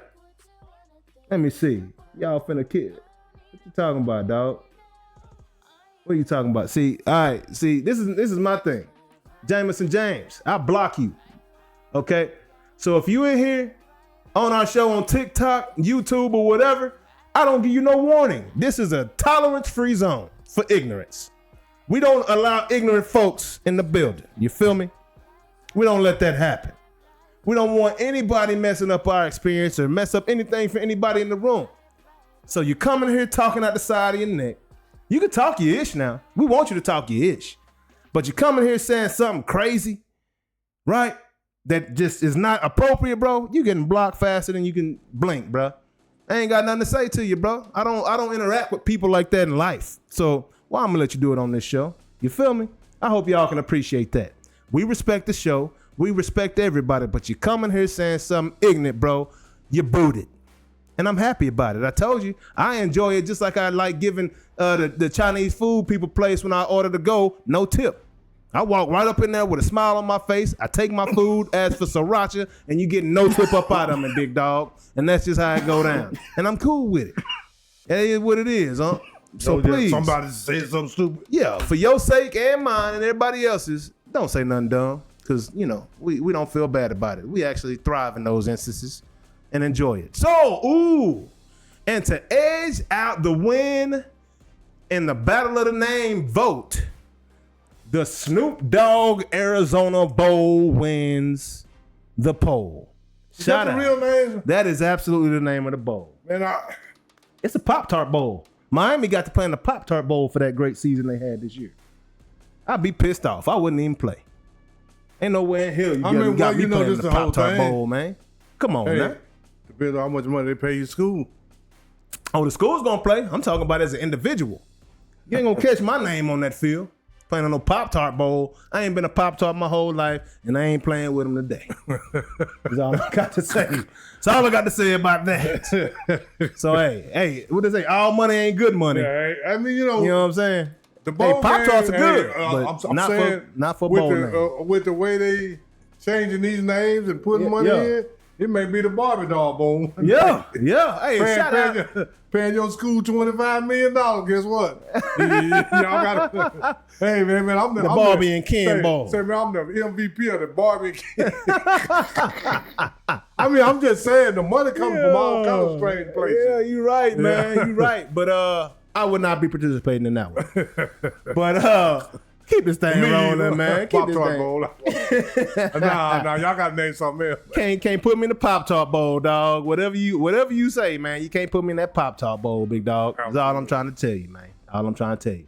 But on to the next subject. Them Dallas Cowboys. Oh, it's people talking playoffs. Boy, please.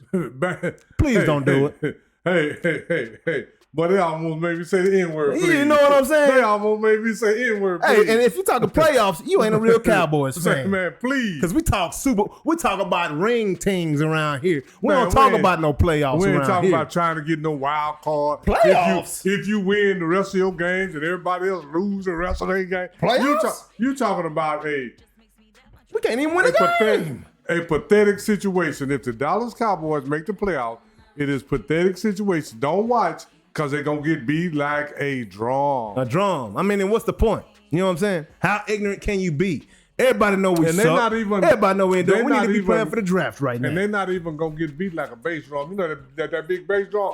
Yeah. Hey, my boy on Drumline. Hey, but look here. Can't get right. That little small drum, I don't know the exact name of it. Yeah, the snare. They gonna get, the snare. Yeah. They gonna get beat like a snare. Cause they hit that.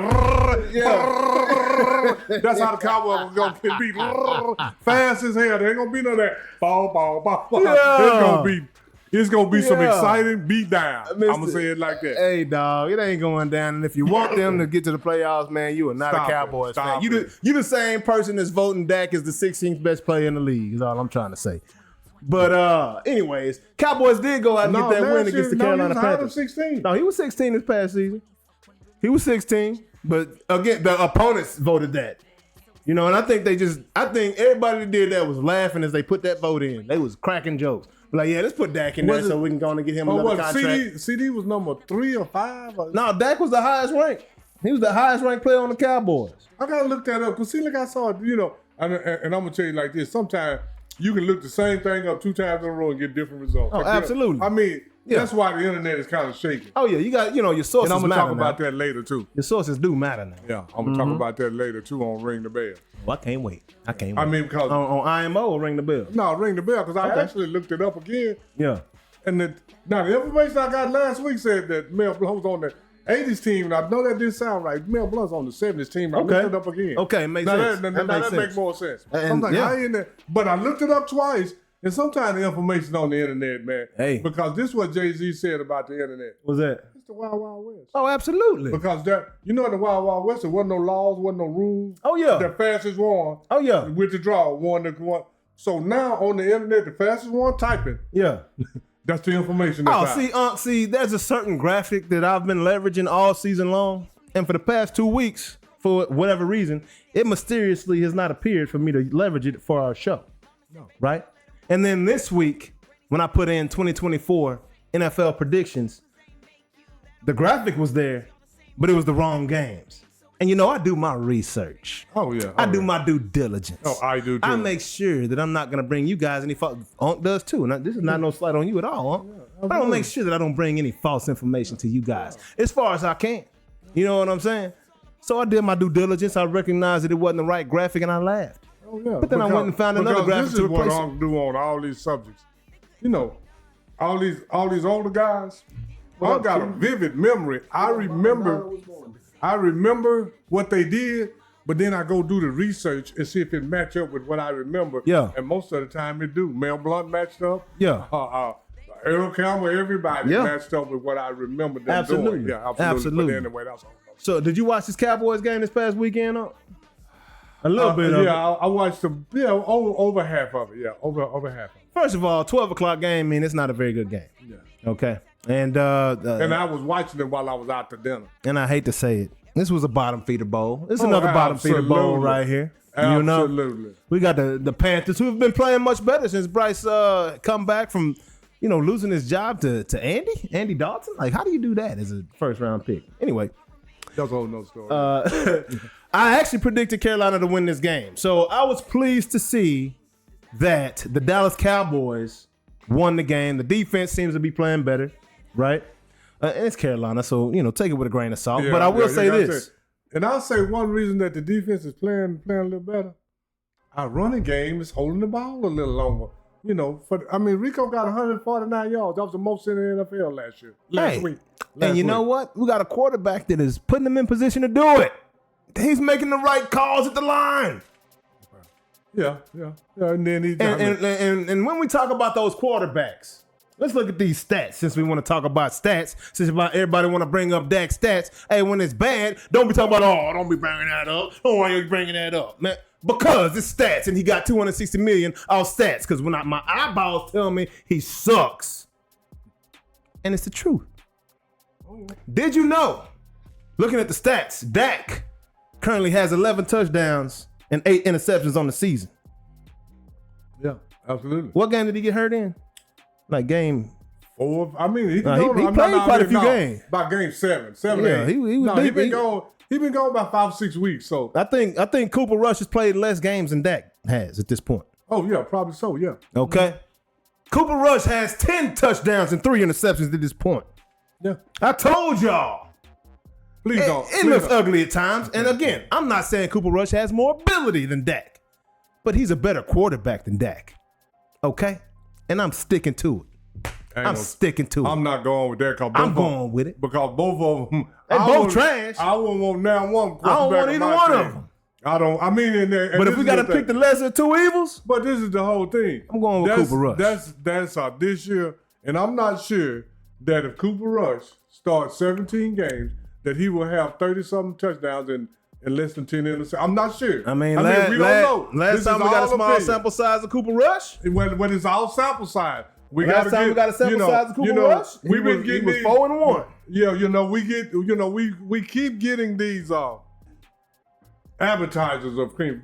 If we get an entree of Cooper Rush, it's probably not going to taste as good. No, it might not. It might not. Because right now, we're getting close to an entree of him because he's going to be played by 9-10 games by the end of the year. And we'll see, Hey, I tell you what, it's going to be a good test this weekend, man. But shout out to them boys for that win. Oh yeah. Shout out Rico Dotto. Good game, Cooper Rush. Yeah. Good game. And we'll talk about some of the other stuff on the good, bad, and ugly. Yeah, and Rico Dotto, you know what I'm saying? That's 3 games in a row he's run for 100+ yards, man.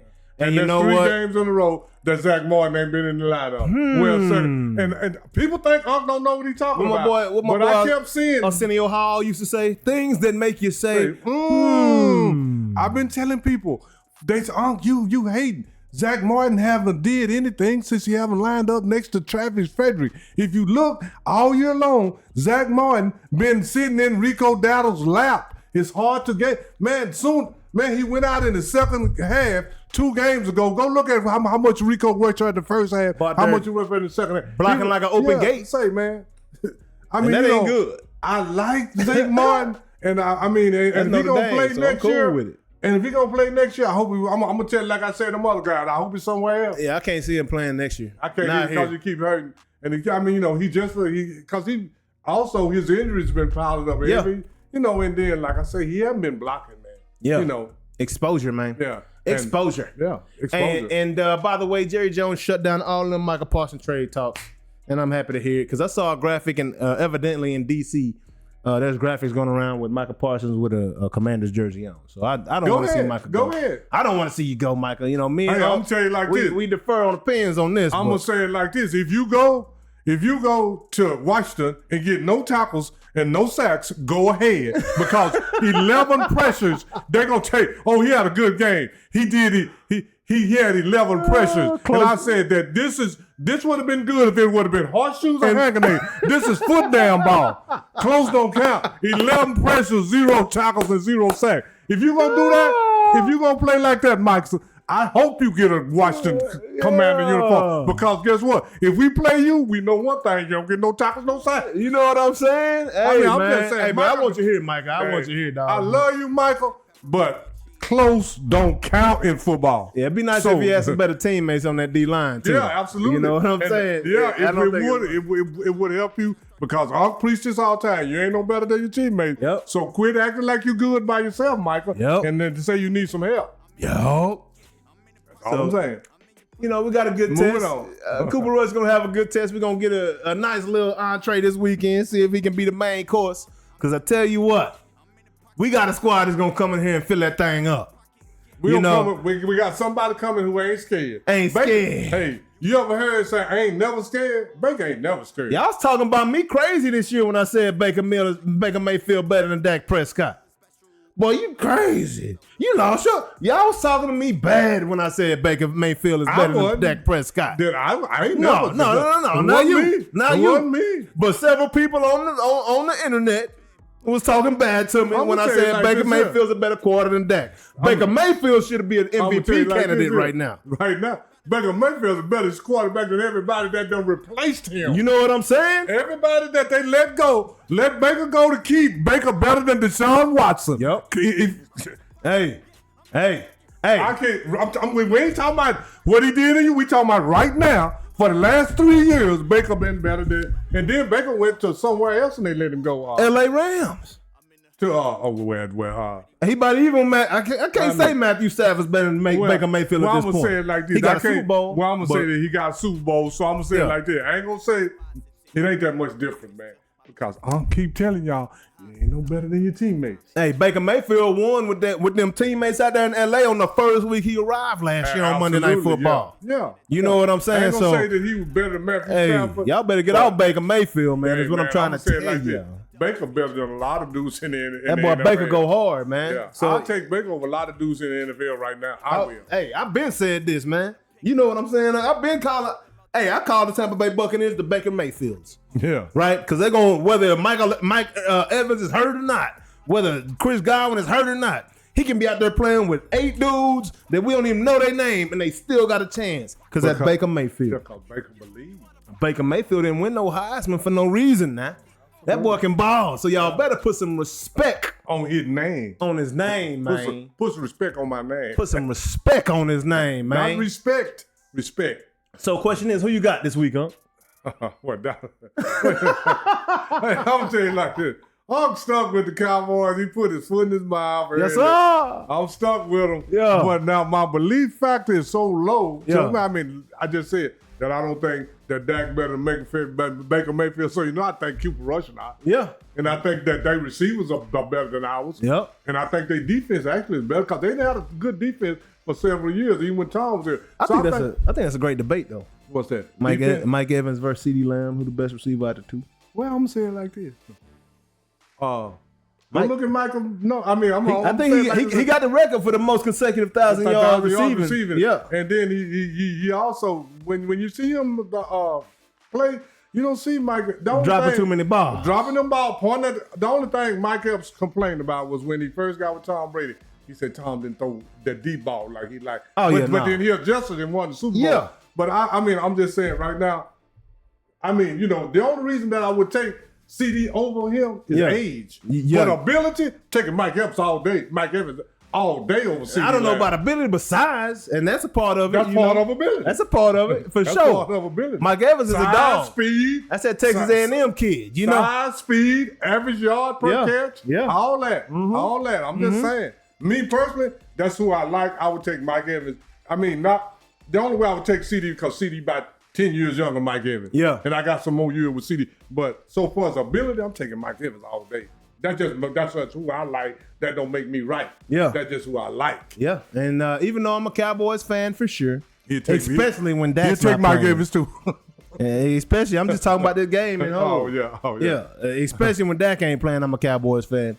I'm taking the Buccaneers to win this one because I want y'all to win that money, man. I want y'all to get your money, and I didn't put my foot in my mouth earlier in the season. Yeah, man. But moving on. NFL Week 15 recap, man. Some great football being played, man. Shout out first and foremost to Lamar Jackson, who has become the second player to eclipse 15,000 yards passing and 6,000 yards rushing. That is quite incredible. That's quite incredible. The only other person to do that is the current head coach at Norfolk State University, That's which Michael Vick. Michael Vick, which is my favorite football player of all time. I just want to say that. But shout out to Lamar Jackson, man. He doing his thing up there. They beat the Giants, the lowly Giants. The Giants and the Vegas Raiders are doing all they can to lose every game. Well, J.A., you different than all. I got about 50 favorite players. Yeah, I mean, 50. Dion is one of my favorite players of all time too. I just Hey, like I say, if we get that super chat, I'm gonna show y'all the best Dion outside of Dion. I do a better Dion than Travis, than Shiloh, all of them. Dion might be like, dog, you might have it, dog. He might do better Dion than Dion. We might have to call this the JA from now on, big dog. You know what I'm saying? Because you hit that. You hit that. Oh, yeah. But nah, man. So also this week we had I thought it was gonna be a better game than it was. The score is a lot closer than the actual game was.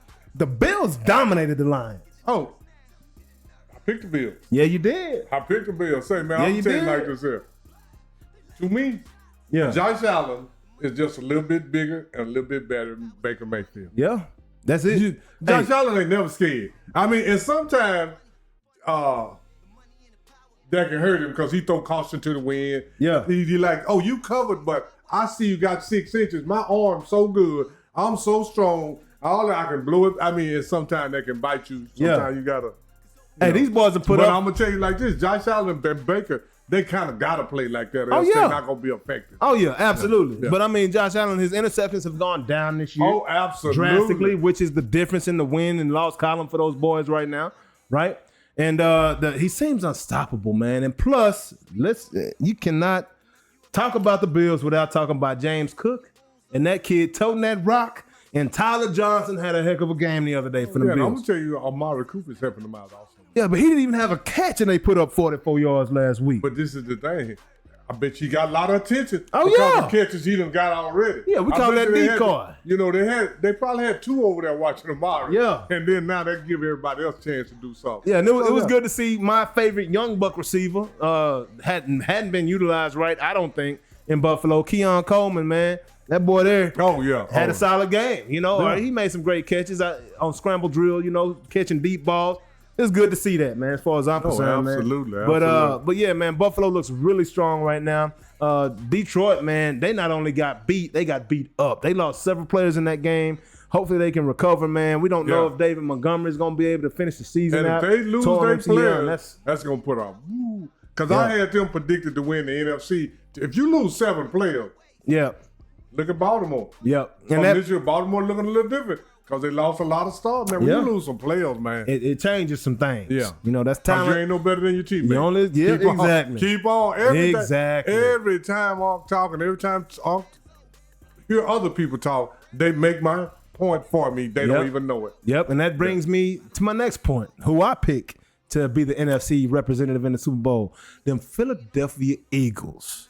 And who also I picked to be the MVP, Saquon Barkley. But this game wasn't about Barkley so much. Saquon got hurt. Is he coming? He got back in there. He finished the game out. I think he ended up with 19 carries. That's what I want. I want these teams to be healthy. But the modern day Rodney Harrison, Minka Fitzpatrick, laid that wood on that young man. You know what I'm saying? Ryan Clark laid that wood on that young man. Ryan Clark, the last one, laid that wood like that. Yeah. But nah, man, Philly looked really good. I love what Jalen Hurts did when he came into the press conference like this. Can't go on looking like what's my boy from New Jack City? Oh, he's talking about that he had that Kango on. Boy had the Kango on. You know what I'm saying? Like, you know what I'm saying? Had that Kango on. He said, that's what y'all want? You know what I'm saying? Yeah, that's what they wanted, man. Yeah, that's what they wanted. Hey, and I had some debates, man, on TikTok, man. Shout out TikTok. What up, everybody on TikTok tuning in right now? What's going down, man? I had some debates last week talking about Jalen Hurts. I went and looked at his stats. I didn't realize this young man is throwing damn near 70%. Oh, yeah. Pass completion percentage, man. Oh, yeah. His completion percentage in the playoffs last year was better than Josh Allen. Jalen Hurts is not the issue. Okay, he had some injuries last year, but it was the coordinators. They had 2 coordinators that are no longer there, that weren't there the year of the Super Bowl. He got some guys that can run that thing, run good offenses. And Saquon Barkley, man, let's not just eliminate the fact that Saquon Barkley's out there doing the dang thing and bringing a lot of people in the box. And when you got 7-8 guys in the box, and I got Devontae Smith out here, I got A.J. Brown right here, I got Dallas got it right here, I got Saquon behind me. Oh, yeah, I got options, dog. Bring 8 in the box. I'm throwing 70% to my guys because I want to see somebody cover Devontae Smith and A.J. Brown one-on-one. And I want to see a linebacker cover a Saquon out the backfield. You know what I'm saying? That's what I want to see. Yeah, I'm man. just saying, so Philadelphia, I'm going to say it like this. I picked Detroit earlier, and I'm going to stick with them.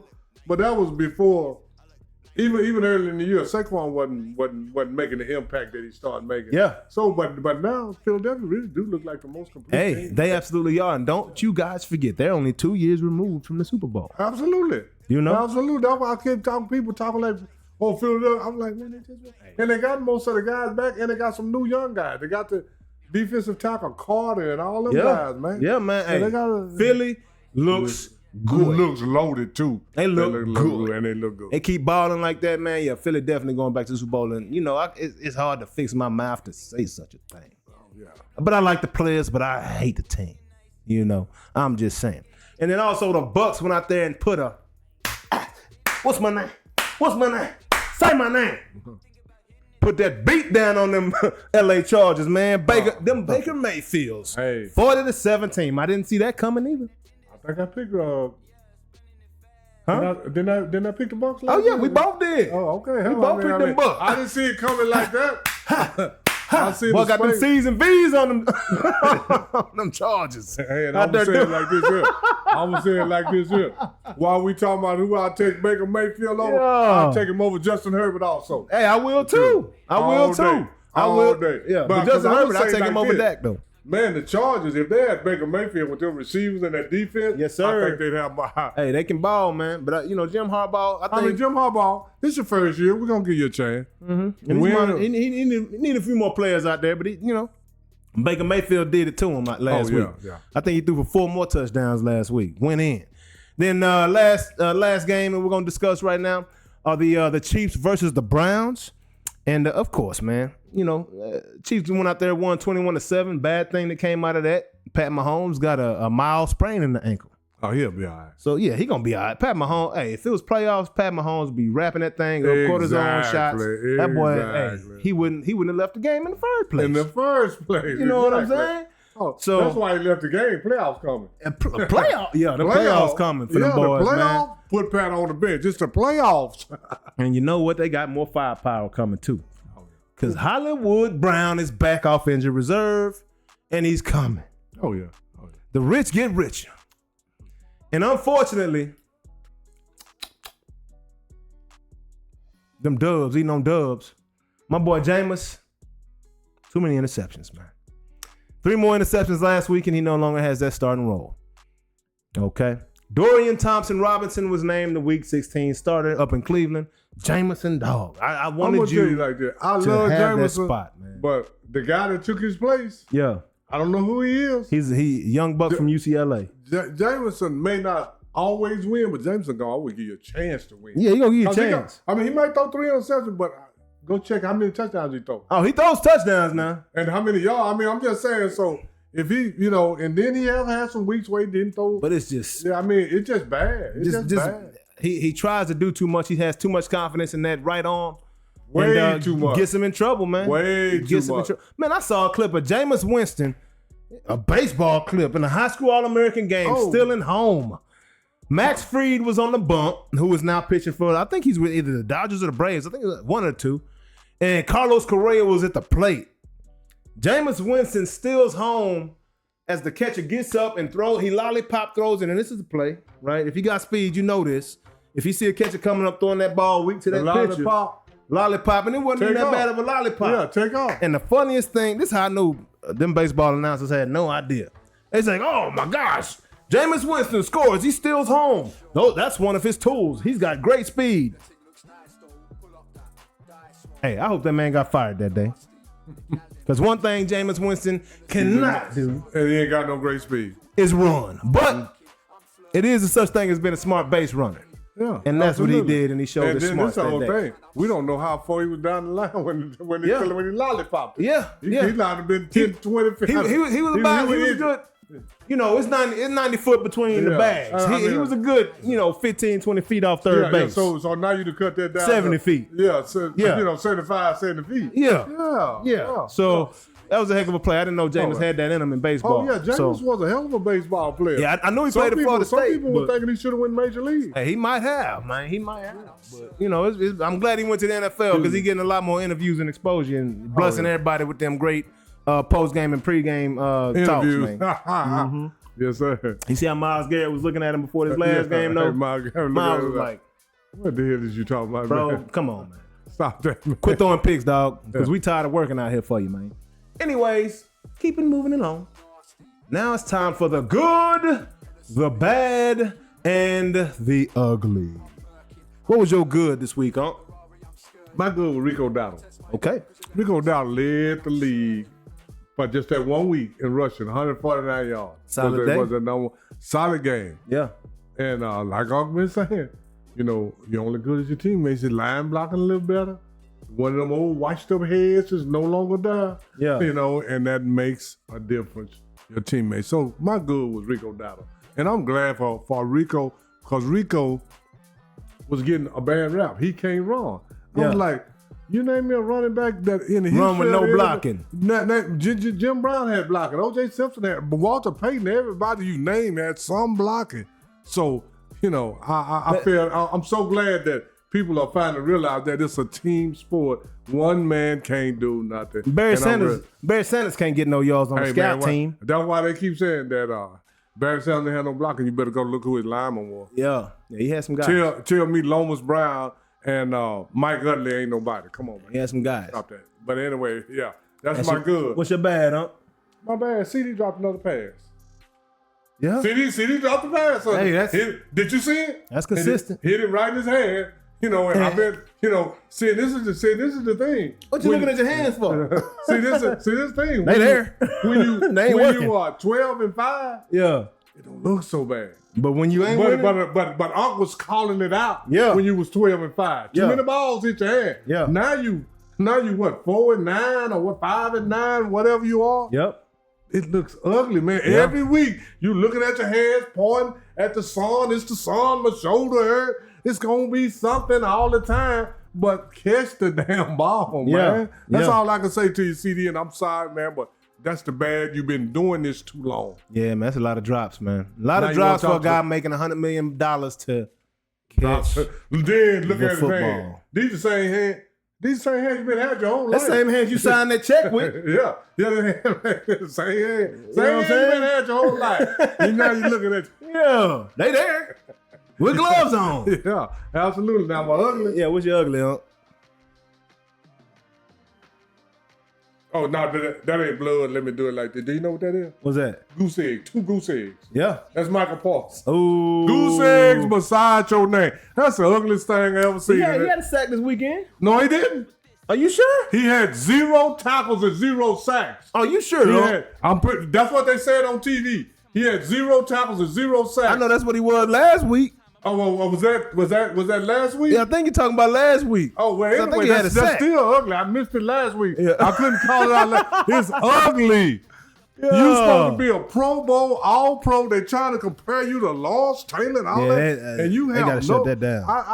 Maybe I got it mixed up. I would have called it out last week, but them two, you might be right. Yeah. That might have been the week before, but anyway, that's ugly. Have goose egg. You didn't.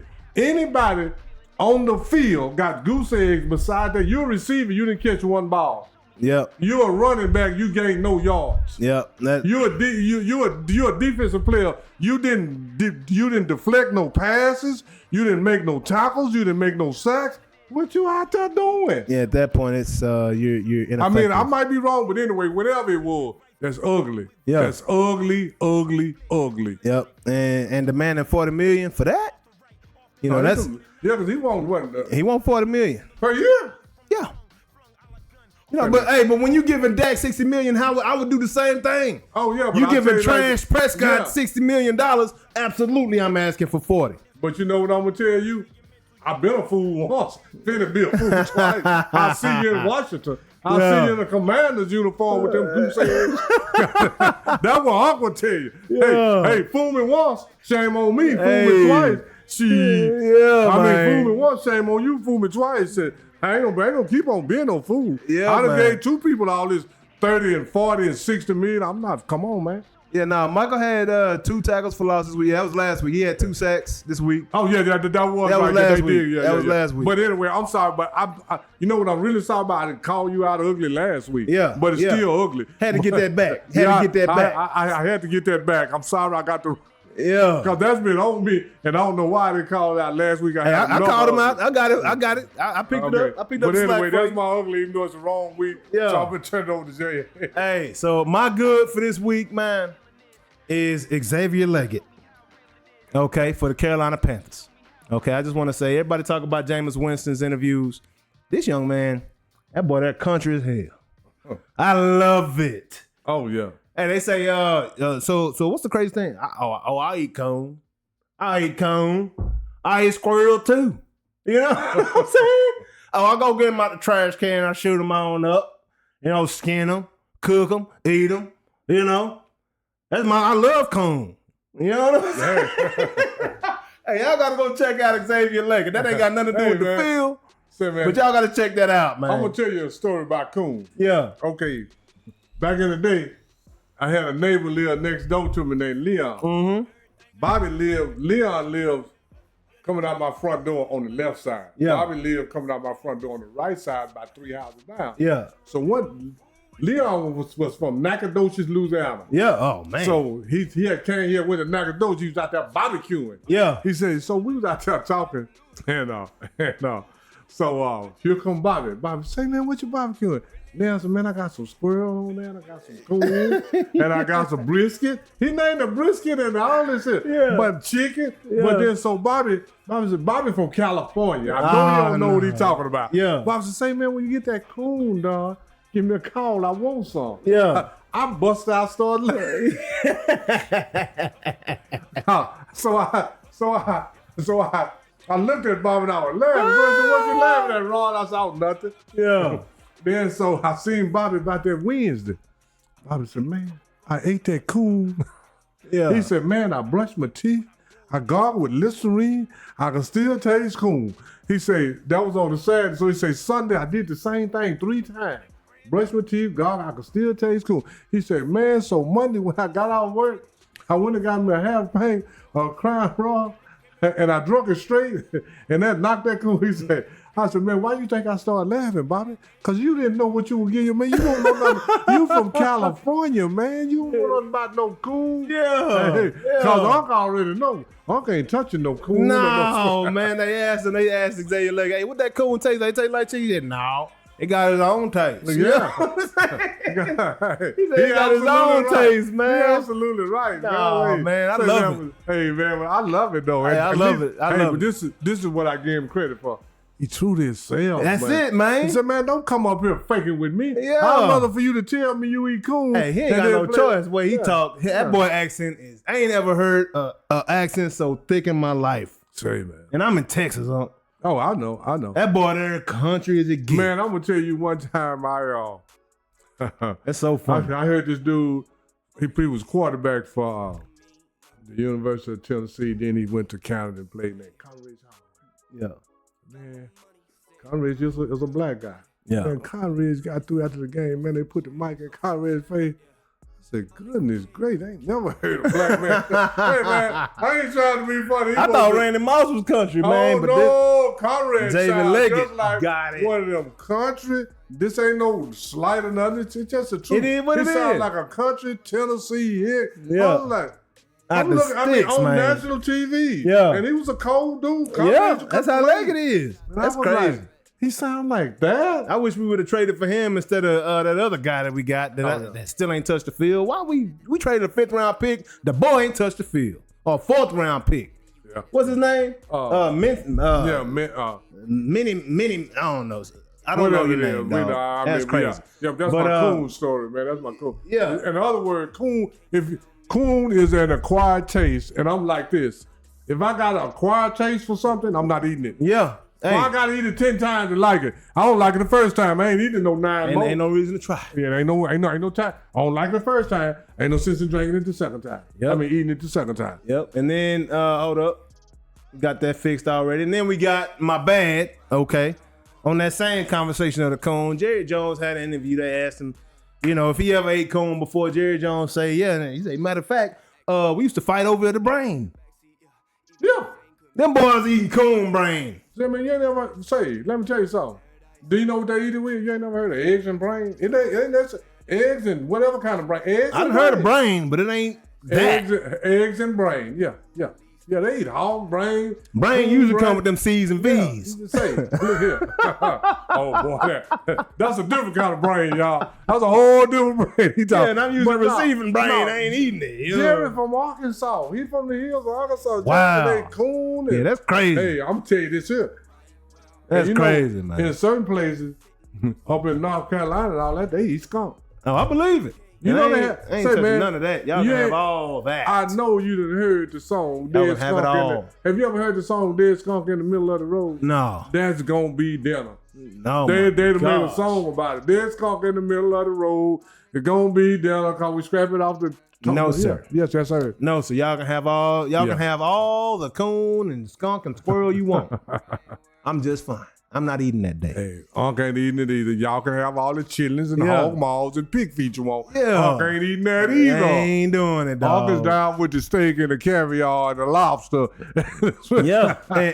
And my ugly for the week, no doubt, is Devondre Campbell back to football. That dude there, the linebacker for the San Francisco 49ers. Oh, my God. Who refused to go into the game because his feelings got hurt. Because the starting linebacker came back and is playing the game. And when the starting linebacker's Achilles started acting up on him, and they asked him to go in the game, he said, I don't feel like playing. Boy, hey, I'm glad they suspended him for the rest of the season. They didn't cut him. They suspended him. What's his name came out the booth and got on it. Oh, my gosh. The Lynch. Oh, did he? Oh, I believe it. Yeah, they said Lynch came out there and told me, I don't know if it was in the locker room, said, man, get out of here. Yeah. What's wrong? You don't want to play? You refuse to work. That's what they say to the guys. You know why they suspended him and didn't cut him, right? Because he'll get what he going to get his money? Suspended with no pay. Oh, suspended with no pay. Suspended with no pay. If they'd have cut him, he'd have got some bread. Oh, okay. Suspended with no pay. So I second that notion. Oh, I do too, man. You know what I'm saying? You refuse. Say, man, get up out of here, weak boy. You can't go to no job. Come on, man. That's your job, man. Serious right now, bro? You playing football, dog. These athletes forget that this is their job. Insane. You can't refuse to work on no job and keep your job, man. No, you can't. That's straight. Can you refuse to work? Absolutely not. I'm retired, but it ain't a job I had. That's pure. I got fired for talking smack. That's pure insanity right there, yeah, man. Come on, I ain't gonna work. You're on the clock. That's absolute. When the game starts, you're on the clock. That's pure insanity. And then now right you don't there. want to work while you're on the clock. Man, come on. Ain't nobody trying to hit. Don't nobody feel Don't bad nobody for you, feel dog. bad for you. Big, Dog. huge, massive, old crybaby, dog. Man, go somewhere else, dog, and cry about it, man. Hey, man, you must got CTE, bro. No, don't blame that on CTE. I mean, something wrong with that boy. No. Do you know what make me? Do you know what's wrong with it? Bitch assness. Yeah, he's soft in his undergarment. Yeah, man. You said it. His bitch assness. That's what's wrong with it. Man, he's soft in the undergarments. That's crazy. And he's soft in the undergarments, and he weak from the neck up. Yeah, he's soft everywhere, in the brain and down in the undergarments. Unbelievable, man. Unbelievable with a grown man. I made that up this year. Soft in the undergarments. Yeah, that boy soft in the undergarment, I ain't man. gonna even call it like we used to call it today. Boy, but he's soft in the undergarments. How do you have a girlfriend or a wife, bro? I don't even know how they can go home and look at you, man. That is the new politically correct statement. You soft in the undergarments. Soft in the undergarments. If you say the other one, it's too ugly. Yeah, and man. it's not politically correct. So we're going to try to talk nice and be politically correct. You soft in your undergarment. Yeah, man. And that's and like I'll tell everybody all the time, I like dudes good from the neck up. And you weak from the neck up and you soft in the undergarment. That's a poor combination for an athlete. Boy playing football. That's a poor combination for an athlete. You weak-minded and you soft downstairs. And that is the good, the bad, and the ugly. So you ready for this rapid fire, huh? Oh yeah, I'm ready. I'm ready. Heat them up.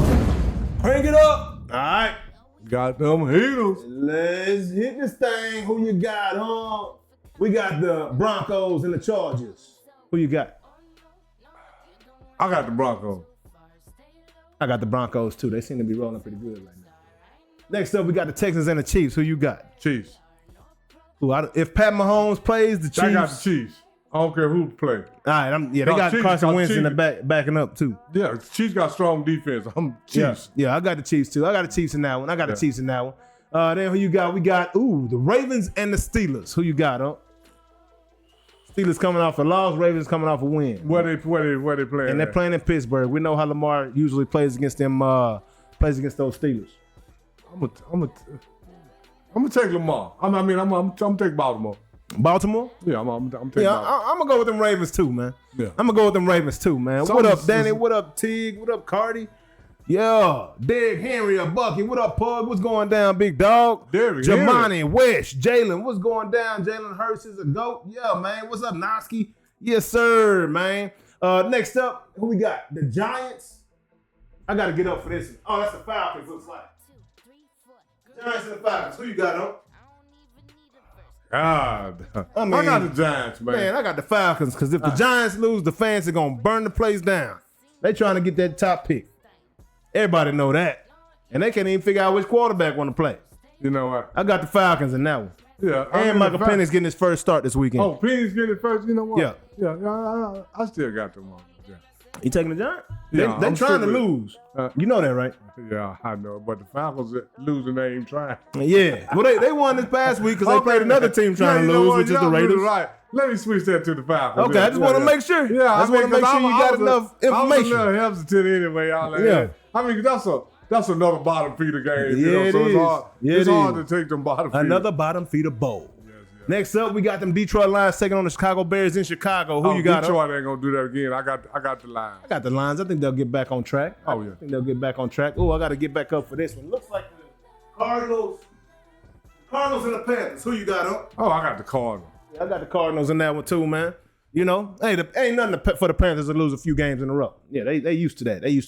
Then we got the Jets and the Rams. Who you got up? Rams. I got the Rams in that one as well. They playing in L.A. Of course, I got the Rams. It don't matter what they playing. I got the Rams. Next up, we got the Commanders and the Eagles. Who you got? I got the Eagles. I got them Saquon Barkleys as well. I got them Eagles going. Then we got the Browns and the Bengals. Who you got? I got the Bengals. I got the Bengals in that one as well. Next up, we got the Tennessee Titans versus the Indianapolis Colts. Who you got, huh? That's another bottom bowl. The bottom. I'm gonna take the Colts, man. I'm taking the Colts? Yeah, just on a feeling. I have no. I mean, both of them at the bottom. Yeah. I'm gonna take the Colts. I mean, Yeah. Even Even though Flacco ain't in that no more, I'm still gonna take him. Yeah, I got the Colts in that one. I got the Colts in that one as well. Then we got the Vikings versus the Seahawks. I got the Vikings. I got the Vikings too, man. I got the Vikings too. The Seahawks, man, they playing in Seattle. It just ain't no 12th man allure or whatever you want to call it up there. It ain't going down. Because you can get 14 men. No See, I was kind of struggling. Yeah, I don't care how many men you get. Well, they got that. 9. They like 9-5, 9-6 right now. But still, I don't know. Yeah. I think the Vikings are playing a much better brand of football right now. Yeah, I do. Ooh, next up, can Josh Allen finally beat the Patriots this week? Who you got in that one? I got Buffalo. I got Buffalo on that one too. They playing in Buffalo as well. Then we got the Raiders and the Jags. Who you got in that one? That's like, man. Raiders and the Jags. They gonna be trying. Both of them teams trying real hard to lose. That's gonna be a tough. I'm gonna say the Raiders. I'm picking the Jags simply because I know they want Shador in Vegas, and they are not trying to win on purpose. The fans are coming to the stands with signs so it's gonna that come say between lose the Raiders and for the Giants Shador for the first round draft. Yes. For the number 1 pick. Yes. So I'm picking the Jags, right? And that's just because the Raiders ain't gonna they gonna do everything they can to lose. Next up, we got the Dolphins and the 49ers. Who you got one in San Francisco? I'm gonna take Dolphins. I got to take Dolphins just simply because of the fact Debo wearing them tight ass pants. Yeah, and then the 49ers looking bad right licking now. their lips switching. Yeah, they looking bad, and right now, Brock Purdy is not taking the team on his shoulders and leading them like he was when he had all his teammates. Yeah, he looking real suspect right now. Everybody was criticizing when I was saying, don't tell me Brock Purdy can take a team on his shoulders. You're a damn lie. Yeah. He can't take no team on his He ain't shoulders. doing it. He got Christian McCaffrey, Debo Samuels, and Trent Williams. Then you got them line. Come on, man. Now that he ain't got all that, take the team now. Yeah. Put them on them same. You got the same shoulders. Yeah. Put them on the same shoulder. Yeah. You can't do it because your teammates ain't good. Matter of fact, remember everybody was talking about how big Brock coming into the season all swole up. He got bigger shoulders now, and he still can't do it. Still can't do it. Because I keep saying this, and somebody gonna believe me one day. You only as good as your teammates. Hey, that's anyway, it. That's on how to the next one. That's how the game go. That's how the game go. I don't know what he's talking about. Yeah. This player did this. Okay, look at his teammates. He got some good teammates. Yeah, and then we already talked about this one earlier. The Buccaneers versus the Cowboys. I got them Buccaneers and got the Cowboys because he got to. Yeah, because I don't think he put that money on it. But no. Because he got to. No. I can't put no money. Not like that. Not like that. And last, and one of the teams is least, but not least, the Packers versus them Saints. Who you got in that one? I got the Packers. I got the Packers all day. I made a prediction when the Saints beat the Cowboys, they weren't gonna do squat. Yeah. How many games they won since then? I think one or two. One, I think. One. Yeah, that's what I'm talking about. Them Saints, so people be thinking I don't know what he's talking about, but this is the thing. But they beat the brakes off them Cowboys. The Saints thought that they were too happy to beat the Cowboys. Oh my gosh, that was their Super Bowl. And this is the thing that they didn't realize. They was beating another bottom feeder. Yeah, man. It's a whole rest of the season. This one the Cowboys are the 12-win season. Yeah. This the Cowboys are the 4-win season. Exactly, man. Come on, bro. Yeah, absolutely. What are we doing? And they had Dak in the game, too. Yeah, so, of course, they was going to beat him. And they had Dak sucks. Next up, Noonish Fantasy Football League. Yeah, man. So, as you know, I'm no longer in it. Unc ain't in it. Oh, I got put out. Hey, I'd have won this week. First week. I'd have won this week had I been in now, but my record didn't justify. Actually, since I lost the Goo punch early in the season, the tiebreaker went to Goo, so that's how I didn't end up in the playoffs. But Goo punch got that head punched in this week. He lost to fat ass losers. Jonas Bull is on to the championship. Shout out Jonas Bull. Say Jonas, you were down there with us last year. Now you over. See, Unc, if you just put a little bit in, you might have been in there yourself. Okay, man. Jonas, you know football. Jonas knows technology. Oh, hey, Jonas. But he does his research. He's an analyst. Oh, yeah. Jonas sitting there switching Data players science. and all that. Yeah. By the time I realized it's time to switch, it's on to the next one. Yeah, man. And then my boy Trip to go. Trip to go. Trip. Took a fat loss this week to Yazerski. Oh, we ain't looking at the comments. I don't see Trip. I don't think, because I don't know. Let me put him back up. Yeah. I don't think, I don't know. I haven't seen Trip today, which is odd. Trip is always in here. But not this week. Trip must be busy. But Trip took an L to Yazerski this week, man. Shout out to Yazerski. That boy Ant. Shout out Ant on TikTok. You are now in the championship. What up, DJ? Appreciate the gift, big dog. Yes, sir. Show your boy some love, man. TikTok. Hey, y'all tap that screen for your boy, man. Let's get this thing up to like 2,000, 3,000, 4,000, 5,000 taps, man. Y'all can see the gifts. Somebody sent me a rose earlier. I done had the same goal of 5 roses up for weeks. I need some more roses, man. I want to move on to a new goal, but appreciate y'all. What up, Michael? What up, Martinez? Stephanie, Dawn. I'm Jaleel. What's going down? Appreciate y'all tuning in, man. Hey, if you haven't already, jump over to YouTube one time, hit that subscribe button, hit that notification bell, that like button, man. Then you can come back over to TikTok. But this is Noonish Sports and Tech, man. We coming at you. You see the logo in the background. Going down, man. But that's Noonish Fantasy Football Week, man. Looks like Jonas and Yazerski, fat ass losers and Yazerski will play for the Noonish Fantasy Football League Championship. And hey, shout out, good luck to you both, guys. Good luck to you both. You know, Unc don't believe in both in luck, but no. I mean, I'm just saying, good luck on luck, that tip. It's a such thing as luck. But if you're not prepared to accept the luck, you ain't gonna receive it. It ain't gonna be Why do you think? I mean, everybody say Jerry Rice maybe not be the most gifted receiver, but he was prepared for every pass came his way. So he caught the most in history. Absolutely. That man work ethic was second to none. And some people say, oh, we were lucky when he did that. But he was prepared for the luck. Yeah, so man. When he got it there, he was ready to receive it. Yeah, man. Preparation meets opportunity. That's what luck is. Oh, yeah. And we also got the Super Chat Challenge on here on YouTube as well, man. So, y'all send in your Super Chats, man. If y'all hit the Super Chat Challenge, I thought I already had it on. Looks like I just put it up, though. For whatever reason, it wasn't up already. If y'all hit the Super Chat Challenge, man, I will do the Dion dance and kick you a shout out, all that good stuff, man. So, yeah, appreciate y'all in the building. If you see something, say something. YouTube, yeah, if you Facebook, see something, say something, man. TikTok, whatever. What's going down? What Let up, us say something. What up, Eli, Roy, Ali, what's good, man? We will interact with you. We will conversate with you. And moving on now to NBA news. We'll tap these Mavericks. The Mavericks have won 12 out of their last 14 games. So they're looking decent. They went out and beat Golden State in Golden State the other night. Klay Thompson went ham, hit 29 points against his former team. Good to see that. Hope Klay can come around, and I hope he plays that way and has that type of energy against everybody else other than Golden State. That's all I got to say about that. Oh, yeah. I mean, that was good, but I want to talk about something else on the NBA. Oh, yeah. We can talk about this NBA Cup. Did you see this? Did you see the semi-game? Well, with Oklahoma City? And Milwaukee won the cup. Yeah. Milwaukee won the cup. Milwaukee won last night. They beat OKC. Shout out. Giannis cried and everything when he got the MVP, but why? I don't know. It's the NBA Cup. No. Who got this? Giannis. Oh, Giannis. Giannis Antetokounmpo. Well, this is the thing. This is the Cup's second year. Yeah. But 10 or 15 years from now, the Cup is going to be, hey, that's what they do. A big deal, yeah. Yeah, it's going to be a bigger deal. So now the Cups is going to mean more than they do right now. But to cry about it? Like it's the NBA championship? Who cried? Giannis. Giannis was tripping. Say, man, let me tell you like this. Let me say it like Boy, this. stop. Let me say it like this. What they say in the movie? It ain't no crying in baseball? Yeah. It ain't no crying in basketball. It ain't no crying in sports. Period. We're gonna put a period there. But then I'm finna go back, man, to this NBA Cup. I saw the other night. Was it Atlanta and Oklahoma? Oklahoma City Oklahoma City and Houston. And Houston, yeah. We're in the semifinals. Yeah.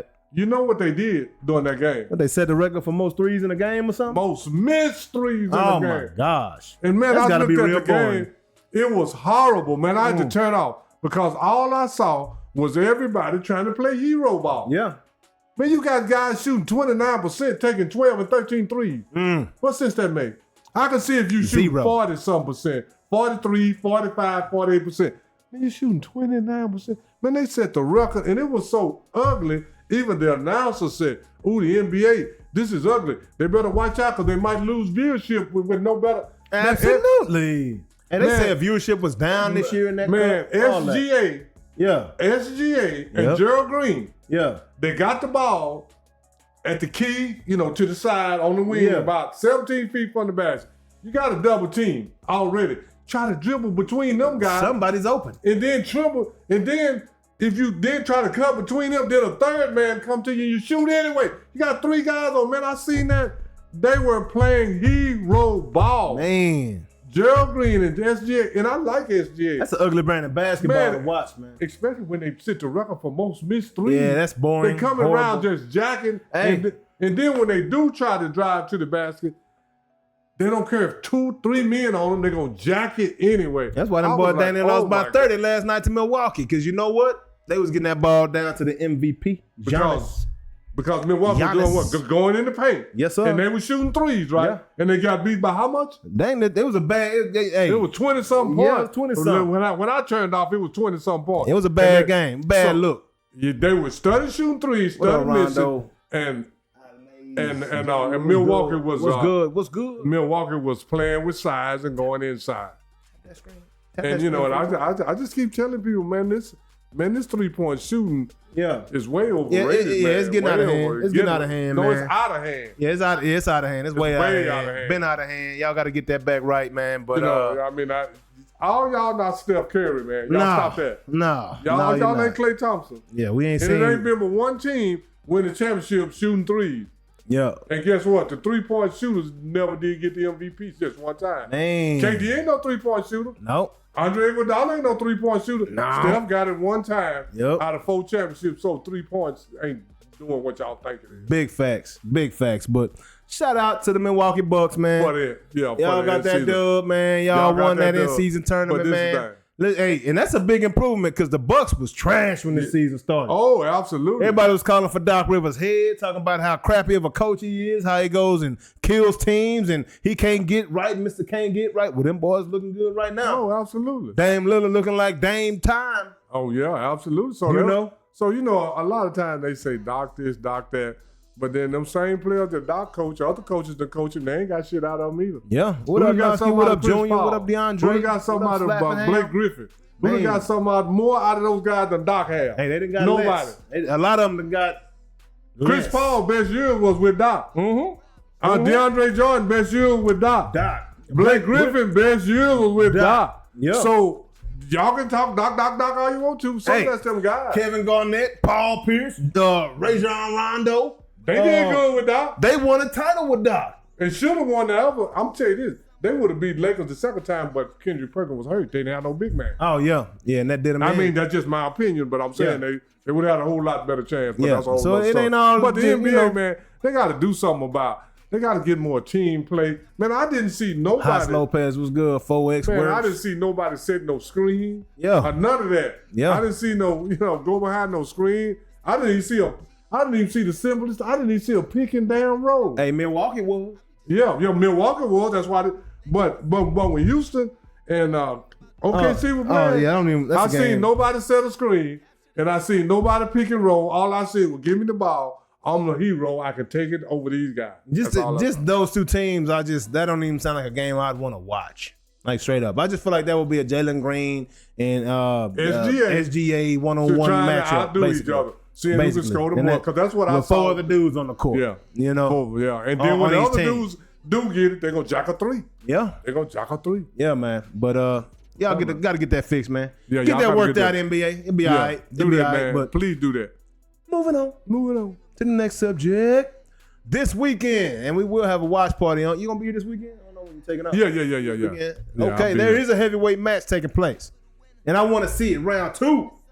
Tyson Fury and Alexander Usyk battling on December 21st. Usyk whooped that ass last time, didn't he? Got in that ass like toilet tissue. Hey, I'm gonna tell you like this. He gonna get that ass again. Hey, I believe. Hey, Usyk's a better boxer. And then Tyson is how old is Tyson Fury? You see how long this man's arms are? This man, his arms are covering my head, bro. Yeah, but he's about 6'7", ain't he? Absolutely. And how can you not use that length and beat a man up with that jab? Ain't he about 37, 38? Oh, he got some age on him now. Oh, yeah. So, hey, no. He got some age on it, but I think Usyk's just a better boxer. Oh, yeah. And plus the age, on top of age. Usyk done beat Anthony Joshua twice already. Yeah. Usyk done beat him once. Yeah, he done beat Tyson Fury. Yeah, Usyk's the best heavyweight in the world. I'm with Usyk. I think Usyk gonna get him again. I got my money on Usyk. Now, you know Tyson, he gonna hit that Fury now. Oh, he gonna hit that Fury. Whatever that potty is he hit before the game, he gonna, or whatever that drink is, he gonna hit that. And he gonna be a little jittery and all that good Fury stuff he be doing. You know, but I can't see him beating Usyk unless he knocks him out. I can't see him beating Fury. Now, he got some good shots off last fight. It wasn't just an absolute beatdown. No. But I just think that Usyk is a better fighter. I think it'll be a better beatdown than one last time. Straight up. That's just what I think. We'll find out. Yeah, it's going to be a good one, though. Looking forward to it. And hey, y'all tune into the watch party. We're going to have that watch party this weekend. So make sure y'all watching, man. It's going to be a lot of fun. Hey, man, anybody over there on YouTube, man, if you haven't subscribed to the show, go on and hit that subscribe. Yeah, man. Like and share button. And if you see something, say something. Refresh that chat over there, JA, and see if anybody's saying it. Yeah, man, I don't know what's going on with it because both of them froze up, you know? Yeah. Both of them froze up. But it's all good. It's all gravy, man. But anyways, moving along. Now y'all know what time it is.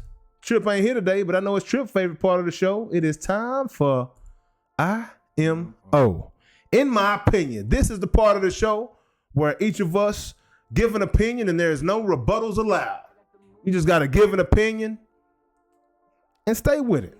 You know what I'm saying? So, what's your opinion, huh? My opinion is that what happened to number 27 for the Dallas Cowboys, the defensive back? I think he started last week, didn't he? Messed up again. What did he do? I think it was another. I can't think of exactly what it was, but I'll let you know after this. I mean, he made. But this is the whole thing. That's why I think that team sports is suffering. How they did that young man. Yeah. Not one of his teammates went over there and told him. He walked to the locker room by himself. He sit on the bench by himself. Mm-hmm. He did not lose that game. Now, he made a boneheaded play. Absolutely. He made a boneheaded play at a critical time. But this is unbelief. Unc been saying this all his life. I don't believe that you can lose a game on one play. I don't believe that. Not one of his teammates went over there and said, say, bro, you made a bad mistake, but you better than that. Yeah. We can't tolerate that, but we gonna need you. Yeah. So we need to get past this. Yeah. As a teammate, somebody should have went over there and said, say, man, it's bad, but we gonna need you again. Yeah. Learn from your mistakes and move on. Nobody did that. Yeah. And in a team sport, one of your teammates, because if Unc would have been, Unc is hard. Yeah. He's one of the hardest guys, you know. But on a team, Unc would have went over there to say, man, you gonna be here next week. We might need you. Yeah. So you're gonna have to learn from this mistake and move on because we are a team. Nobody did that. Yeah. And that's one of the things that individualize team sports. Because when they make a play, it's me. Yeah. But when you make a mistake, it's you. Yeah. So, but that's not how team sports work. Absolutely not. Out of 53 men, somebody should have been walking with that young man when he had his head down. That's just what I believe on team sports. And that'll make your team better.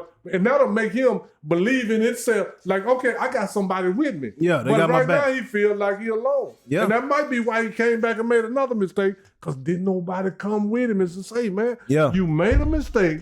We can't tolerate that. Yeah. We don't need that here. But we need you. Yeah. So let's get better every practice, every snap. Somebody should have went and consoled that young man. That's what I believe. And that's what makes team sports become individual because they are not sticking together. Yeah. Because you win as a team and you lose as a team. Absolutely. But it looked like he lost by himself. Absolutely. And that's just my opinion. And I can't rebut it. But y'all saw how hard I went on that young man. Oh, yeah, I saw how hard you went on him. And that's one reason I got to come back. Because I would have went hard on him too. But I would have said, look, man, you messed up. You jacked up. That was horrible. Yeah. Hey, man, you got to move on. Hey, my tongue bleeding because we can't rebut. Yeah. That's what I'm just saying. But that's what makes teams by sticking together. No doubt. That's what I think. That's just my opinion. Yeah, no doubt. Hey, TikTok, if y'all on here, man, y'all jump over to YouTube real quick, man. Go subscribe to the show real quick, man. Noonish Sports and Tech. Hit that notification bell, hit that subscription button, man, and then come on back over to TikTok and have some fun with it. And then if you're on YouTube, say something. Yeah, say something, man. See something, whatever say something you want to talk man. about, say it, and we'll at least respond to it. Yes, sir. And in my opinion,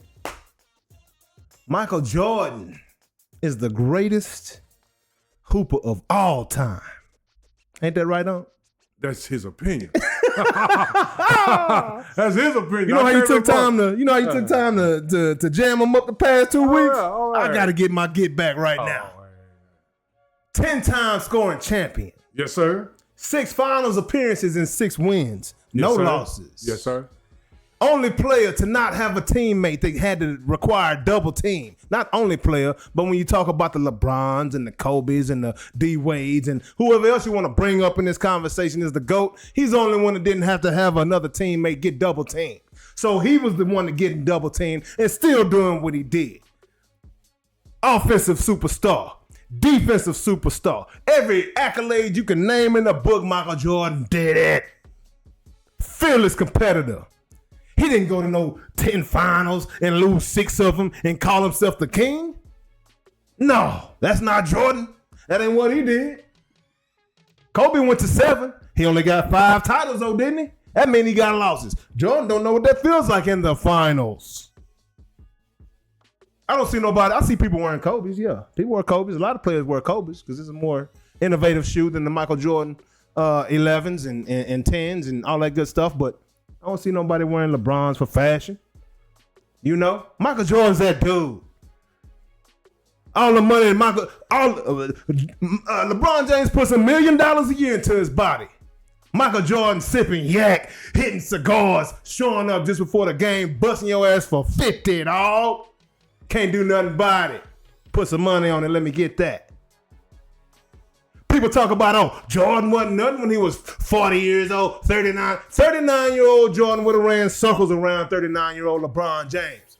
39-year-old Jordan got MVP votes.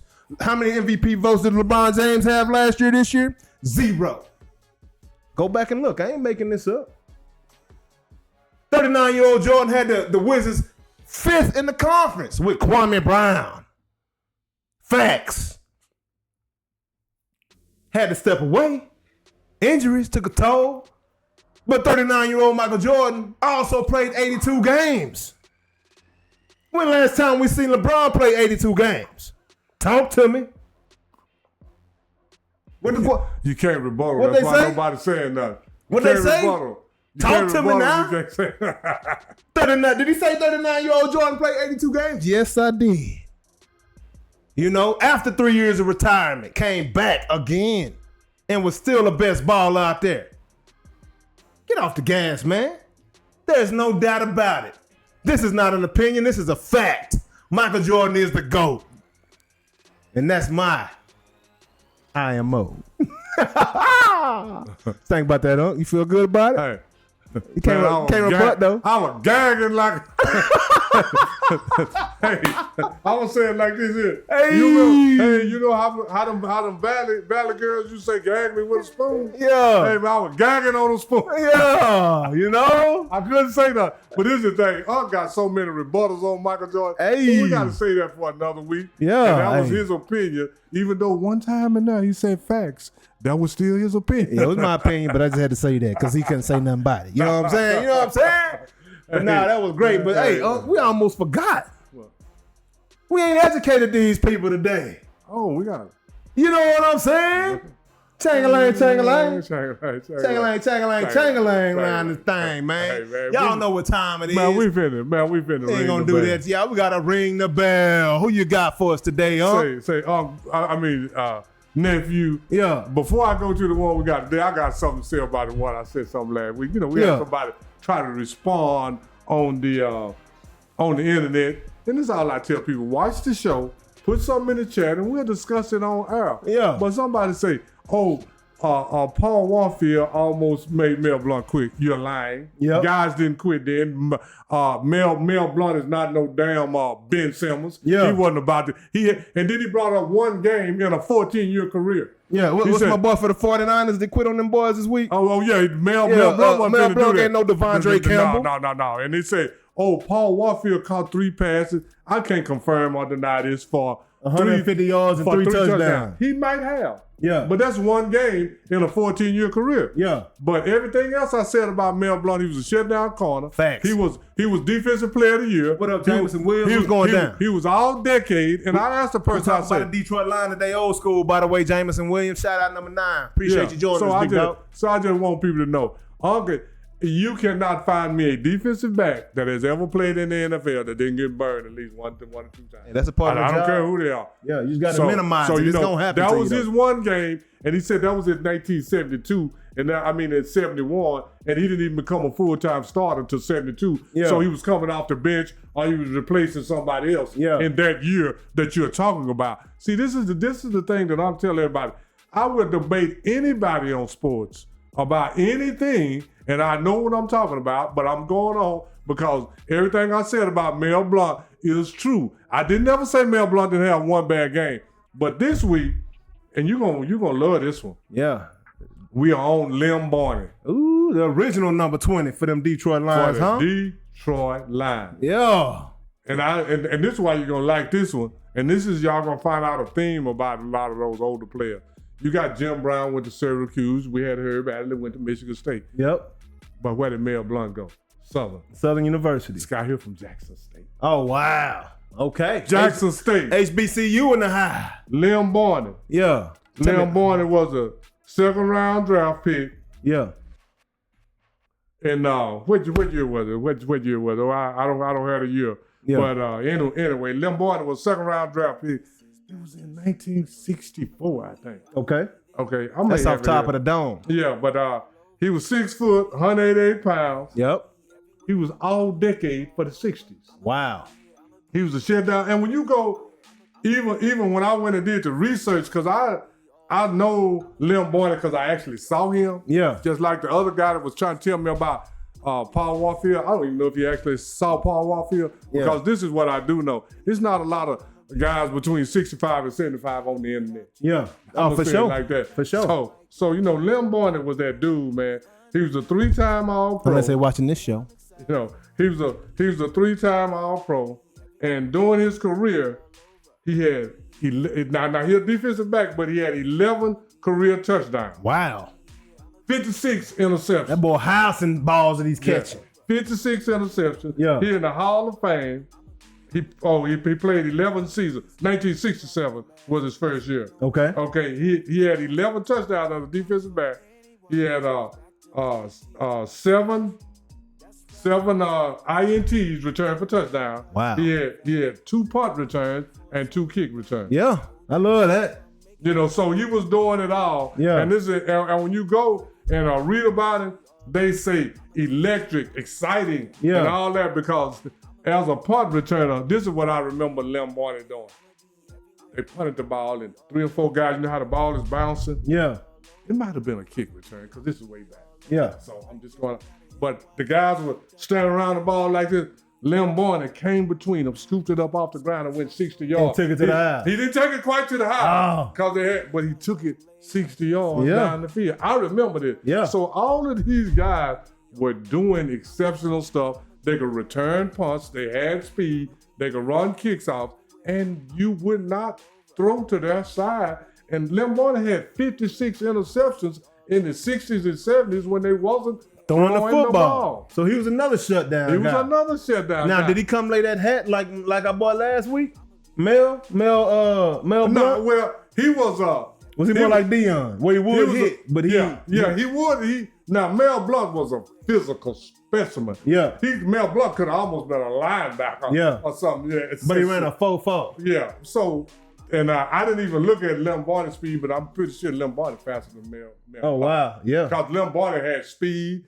He was 6 foot on 188, but he was more like Dion. He was excited. You don't want to throw on his side because he might pick it, take it to the house. Now he didn't bring that wood like Mel Blount because he wasn't quite as big, but he would hit. Because back in those days, you had to. Yeah. You had to. Absolutely. So Lim Barney was testing your manhood back in the gap, I'm sure. So Lim Barney was another one of them dudes that shut down the receiver because this is the biggest lie that's ever been told about Dion. Yeah. Shut down that whole side of the field. I mean, ain't no lie. I watched it on.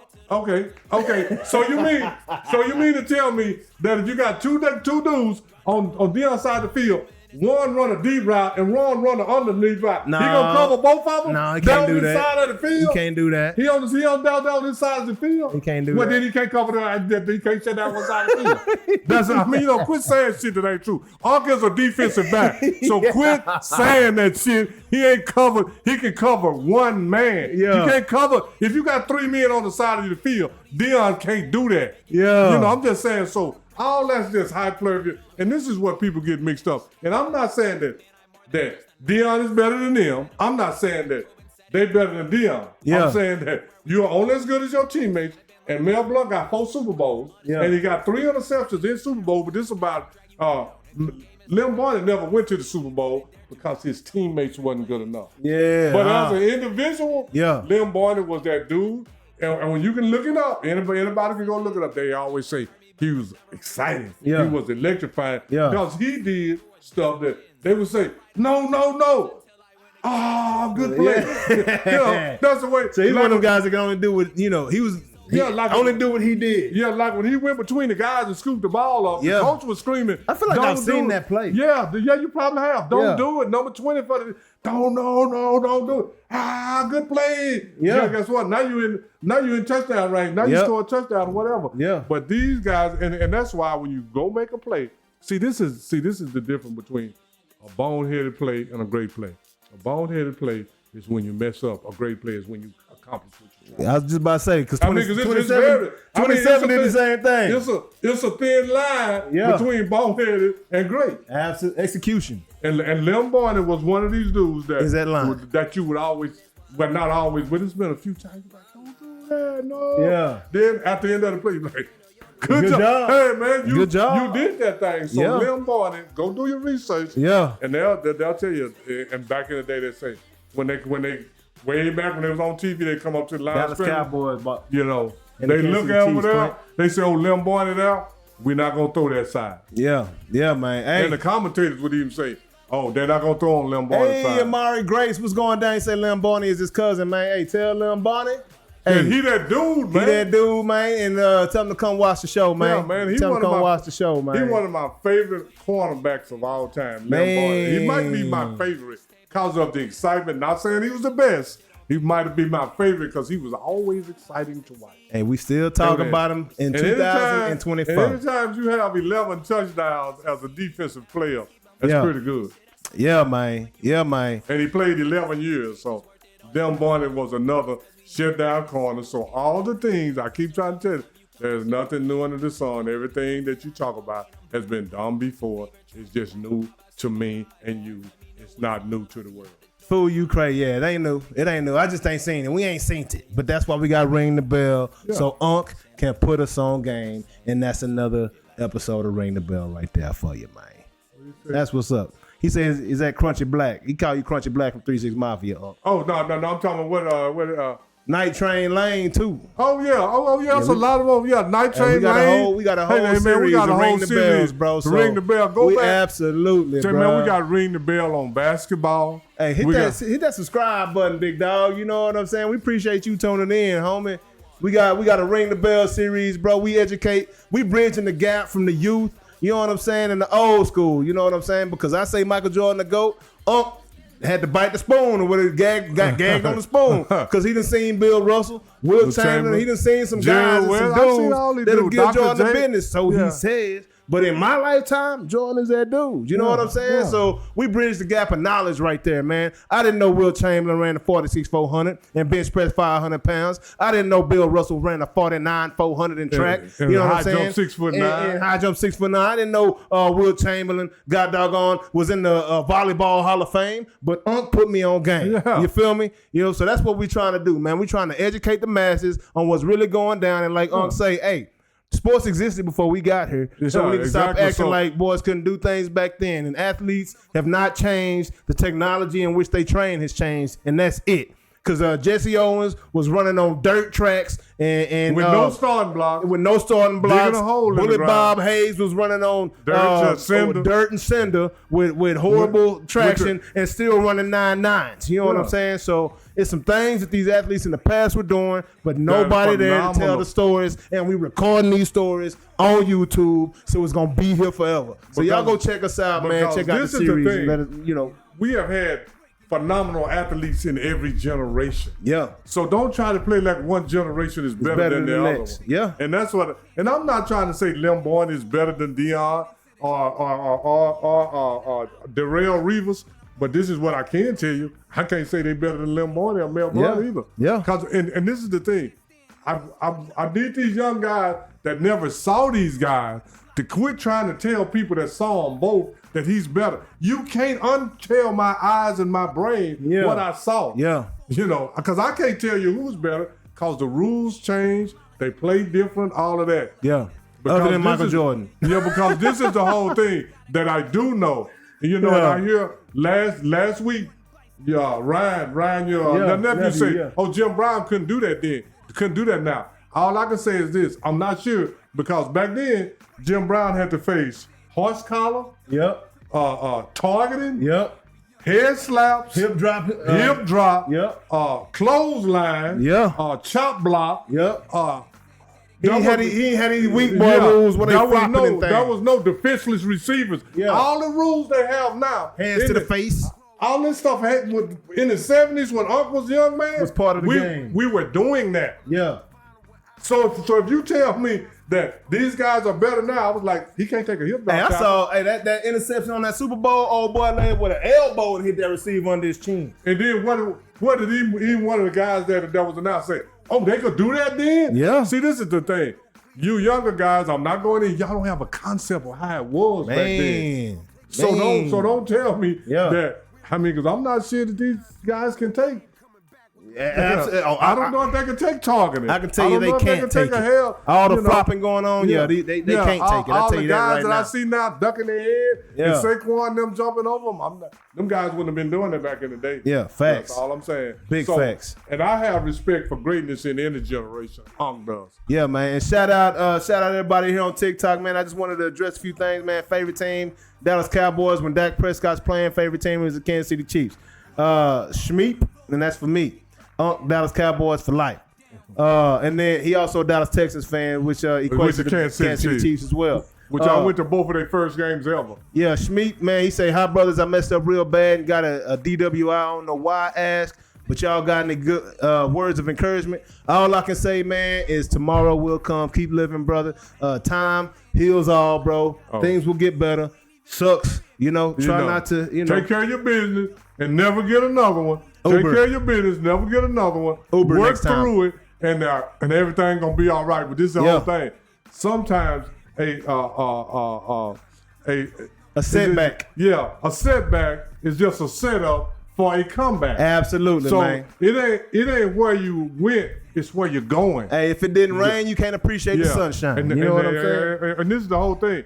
Just because you got detoured, don't abandon your final destination. Down the final destination. Absolutely. Just because you got detoured, you got to take the long way now, but still get to your destination. That's my words of encouragement. Hey, and that's not no strike of your character, bro. You just got caught. Everybody been in the positions. A lot of times just ain't got caught. You know what I mean? Man, so I ain't gonna I can tell it ain't now. Judging you. It is what it is. I can tell it now, but I drove home drunk 4 or 5 times, man. Yeah, and happy you made it. You know what I'm saying? I was blessed. Not only happy, I was surprised. Yeah. It's like, how I get home? Oh, my key. Oh. Hey, one time I woke up at home in the bed. Yeah. And was scared to open his eyes up and he didn't know where he was. Hawk had to open up one eye. And peep around. And then I said, I'm at home. Woo! Yeah. Then I look. But I'm just saying, I just didn't get caught. Yeah, but like I said, don't let your setback. Learn from it. Yeah, learn from it and learn keep it from moving. It, bro. Keep pushing. Get to your destination, man. Hey, days will get better, man. Because it's a greater things in life for you than DWI. So go get the greater things. Yeah, man. What up? It's Isaac ML for your side, man. Miles Quake, what's good, big bro? Oh, Miles Quake. Super producer, man. That's my bro. He done been on the show. Go check out the episode with Miles Quake, man. Yes, sir. Pimp C last album right there, baby. And doing plenty of work right now. Peace, big bro. Love you, Miles Quay. Keep doing your thing, man. But hey, we about to get out of here, man. Appreciate y'all tuning in to the show. We'll be back next Wednesday. No, we'll be back for the watch party. Yeah, for the watch party. For sure, we're going to be back for the watch party, doing the Notre Dame watch party, then the Tyson Fury watch party live in studio this weekend. Hey, y'all come check us out, man. A lot of fun all the time. Appreciate the love. All day, every day. Yes, sir. We'll see y'all next week sometime For around. sure. When it's not Wednesday because it's Christmas. Happy holidays, Merry Christmas to you. We're gonna figure out next week and keep y'all updated how we're gonna do that show. Tuesday or Thursday. Tuesday or Thursday. I mean, yeah, Tuesday or Thursday. Tuesday, Thursday. Christmas Day. And we'll let y'all know which one it's gonna be. But we'll see y'all next week for sure. Hopefully this weekend on the watch party. Y'all come check us out. TikTok. Peace. Appreciate y'all, man. Facebook, YouTube. Love y'all, man. We'll see y'all.